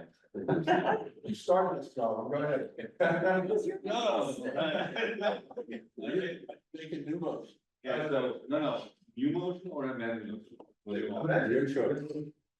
Well, you have to Okay. take your motion back. Okay, so my motion is establish 3 work groups. Okay, You'd like to amend that? I imagine to establish 3 to 4 work groups. Yeah. Of which composition is decided. At the next meeting after, and can EA present after EA At the July Preliminary. 18th meeting, I don't know. is right after after Unless EA it's tomorrow, that presentation, would be tight. even if it's preliminary, yeah, of the side channel solution. And drawdown or the side channel? Side channel. Side channel is the biggest Yeah. thing. I feel pretty strongly that if we are going to keep pushing our deliberations back and back and back, we need to address what Delia raised at the very beginning. Are we going to meet a December 2nd deadline or not? And I feel increasingly that we're not going to. And if we're not going to, then I fear that we're suddenly going to start putting enormous pressure on ourselves to get there. And I think we need to address sooner rather than later. Are we going to blow through the December 2nd deadline? And should we push it back to like February? I guess I'd like to wait and see once we meet after July 18th, and then keep your motion alive. After the July 18th meeting, after we meet, let's say the next meeting, whatever, August, whatever, if it feels like it was, you know how we felt after the very first time we met was, and then the second time we met, we're like, oh, we're getting somewhere.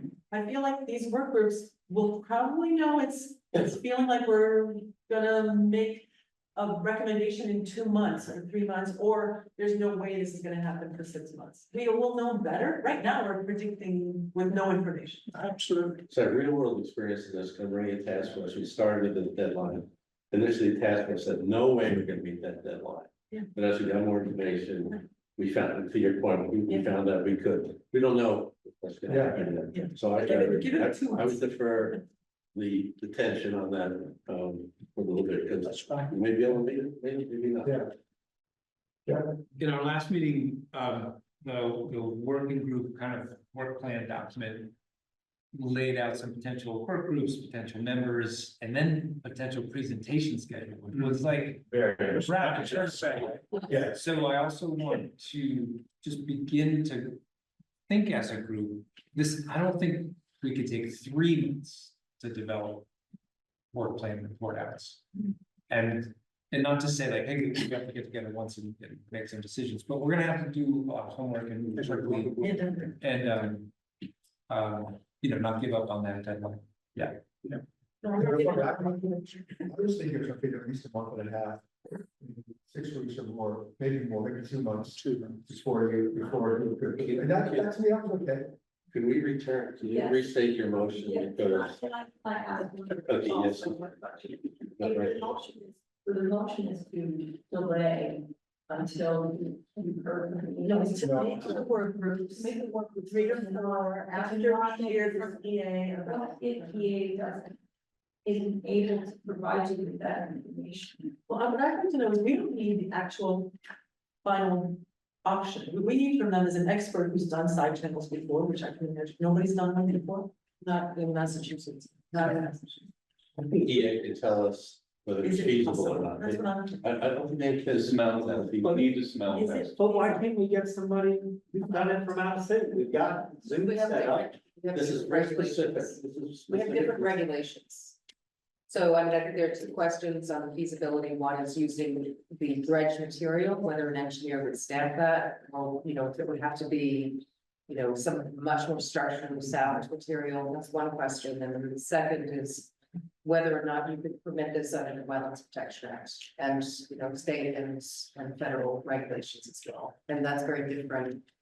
You know, So the Massachusetts person has- would presumably know federal regs if they've done it someplace else, right? And so we would Presumably. also need an expert then who could advise You us on want the to state. have somebody who is familiar with the local regulations. The I'm just state- saying, if we couldn't find someone in state, could you say? Well, I think the EA can prepare this information. Okay. I don't know if it's something that they can pull together by July 18th. I think I'll find that out tomorrow. I think that would be a, thing that if they could deliver a smell test. Yeah. Yeah, Yeah. is this something that is completely crazy? Is it something that is reasonable generally, but has these 20 things you have to look at? And is this, I don't know, something that is even more expensive than every other scenario because you're doing everything together at once? There are a couple of important questions that are very specific to this system. Yeah. And, you know, I don't want to go into detail, so, yeah, so you can get an expert who's on side channels. But what's gonna happen to this isolated pond? In terms of eutrophication, recharge, it's really important. Okay, so. Well, may I read the motion again? So, Yeah. so the motion is to establish 3 to 4 work groups. Of which the composition is defined at the next meeting after the expert opinion. Around option. Side trip. Side trip. Yeah. Yeah. I second. Can I, sorry, an amendment?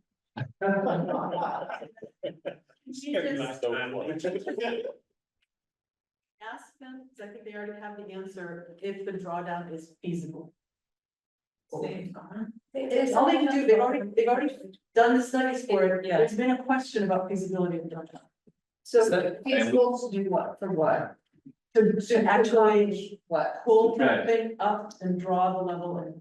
And then dredge, so that's part of. Well, I just want to know, can we draw that? Yes. That's drawing is feasible. Okay, so when you and I looked at it the other day, you said that was, that those slots were to put more, There are slots on top, so So the not to drawing pull it is up. feasible. so we can pull those things up.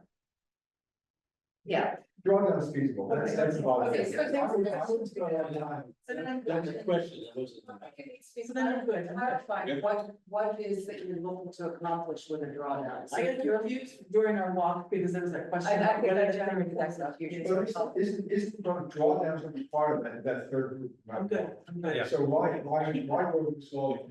Okay, so there's no, Yeah. No, I mean, there's 2022, that's No, I why. understand. there's no that. Second on the floor.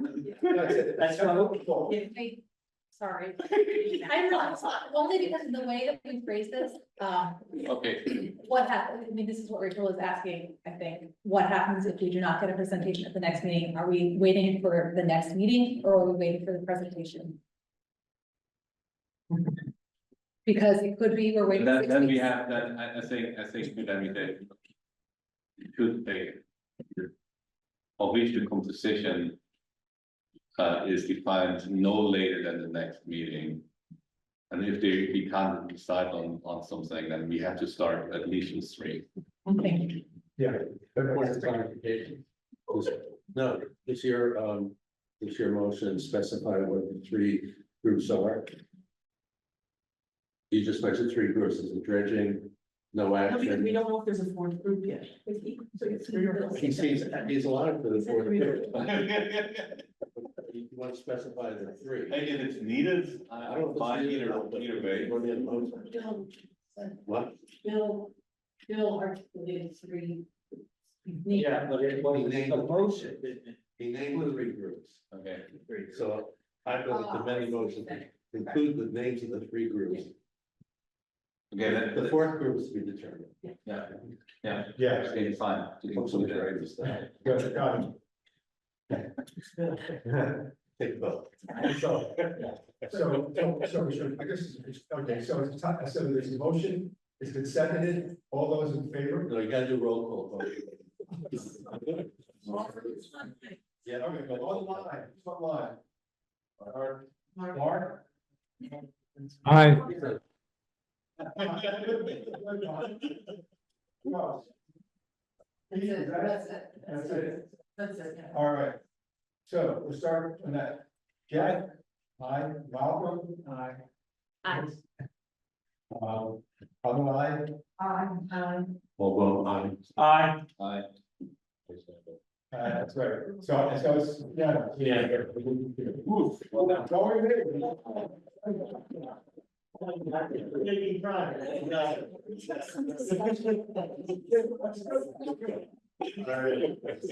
Could I ask between now and the next meeting? Yes. Would it be possible to have some sort of scope of work for each group to be defined? I know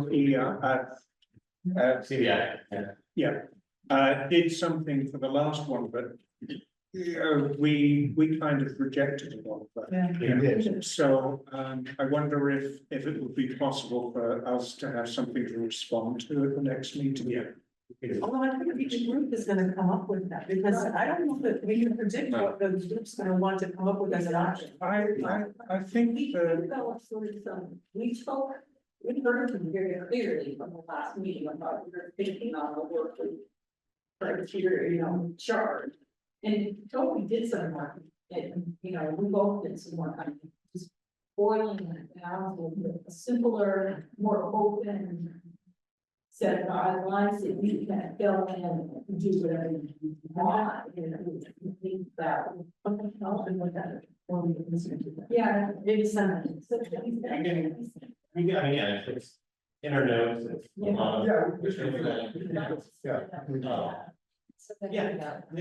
Just if somebody sends something out, it's the whole meeting log, don't respond to it.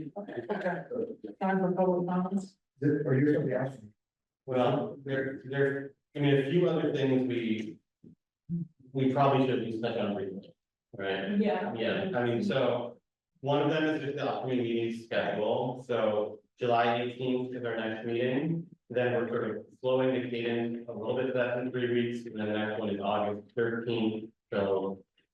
Yeah, 3.5 weeks after that, and we imagine, once we get started back in December, we'll be more like every 2 weeks. Yeah. 2 to 3 weeks. Yeah. Ask those meetings, subgroups some time to meet and. Yeah, That's right. yeah, and it's the summer and, you know, so we wanted to slow the cadence a little bit. We just wanted to check in, we'll continue Tuesday and Thursday nights.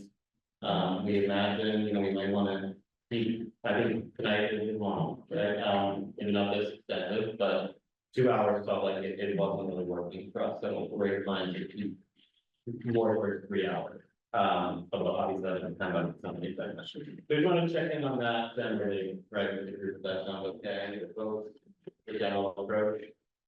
Okay. The other thing is we did want to sort of as a regular standing item in these meetings, start to just give people a chance to react or share any reaction to the public written comments that we've received, right? We want to make sure that we're tracking those.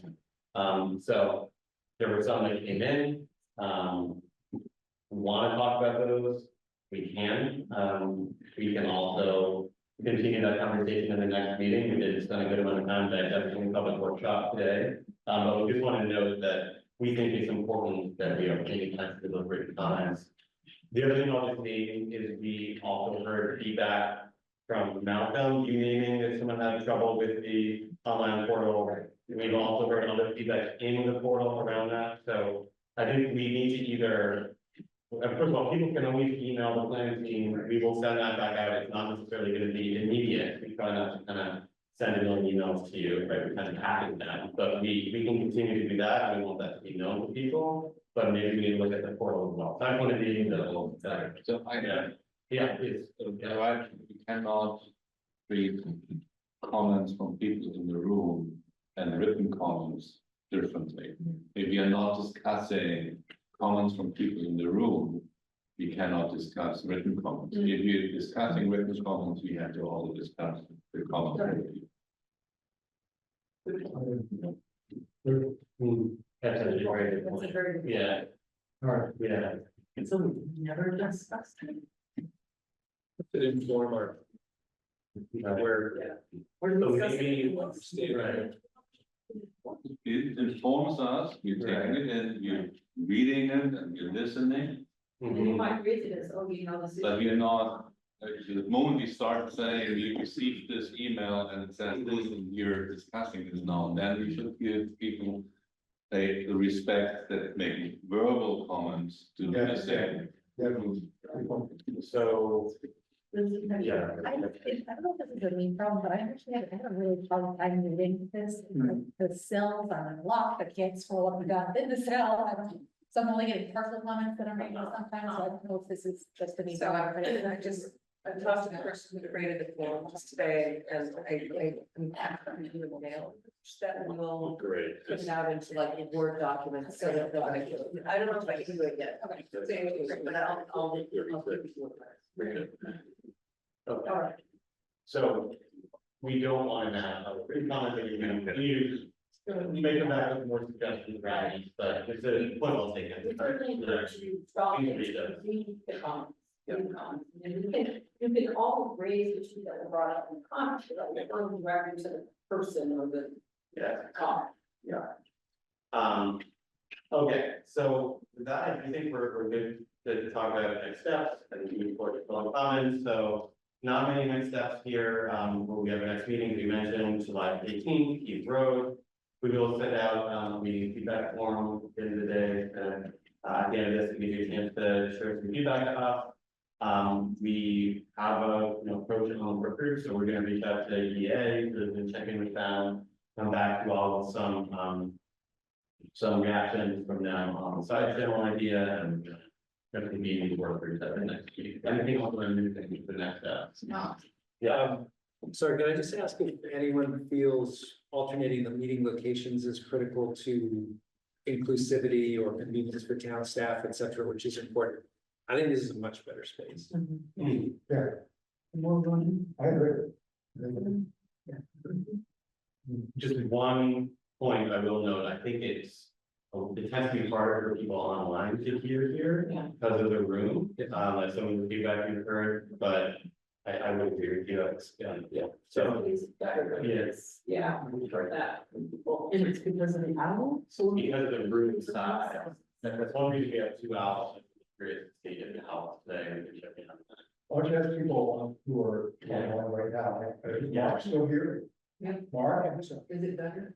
It is very difficult to hear in this particular room.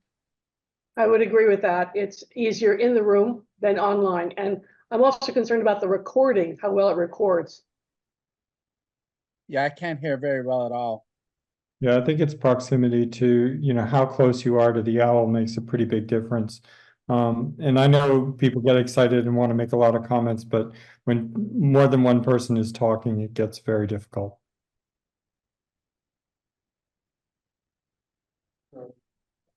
Yeah.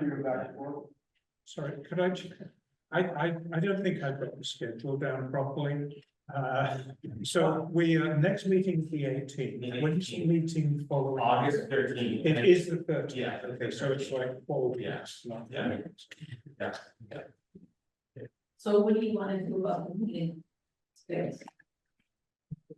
I think back and forth for now, until, given the, concerns about people. Is that okay? About the sound here. Move it closer, maybe, we can begin people coming 2 hours a day, it's really not any huge difference. We've had them in the past too. Yeah. Could we all squeeze We it? can squish together. Swap the projector in the others, it's the actual size, and the acoustics of what you're. The issue. There isn't a smaller. Medium size. We can see about the clock tower room. It's quite a bit smaller. It's might be, we'll look at it, but I think we'll hit the same challenges that we do it, as room. Yeah. Select board room, the acoustics are terrible there. But here. Is there any way to get Fowler basement in the evening? I can check. A nice space.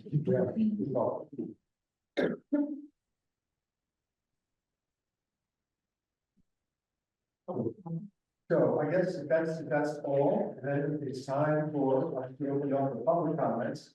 And again, remember, we asked you to keep it within 2 minutes, and that you, as always, always be respectful of the comments, avoid personal attacks.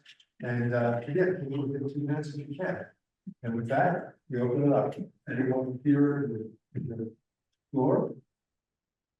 Anybody online? Starts with my name and my address, so Yeah. Tracy Gunn, 26 Logbrook. First of all, thank you for the work you're doing. Come close to the online. Basically, yeah. Give the name and others. But thank you. I know this is really complicated stuff. I feel like I've been diving in deep with it for a year and it's taken me a long time to wrap my mind around so many parts and pieces. But I think maybe just something Malcolm was saying earlier just made me think, like, when we talked about, maybe there are some facts that could be compiled at this point. Because like sometimes I, just as an observer of the process, there's some slipping back and forth on some things that like, did we establish this or did we not establish this? And then, so I think maybe having, I don't know if it's like an FAQ for the group. With like the stuff, like if there's any foundation or bedrock that's been built, that might be helpful to everybody. And to those of us following along.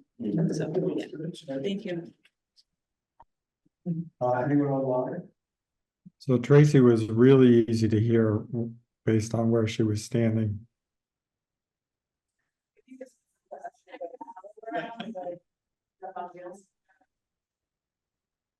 Anyone else? Do we have any senators? Oh, that's it. 3 hours. It's 3 hours. Okay, so with no further business, the meeting is adjourned.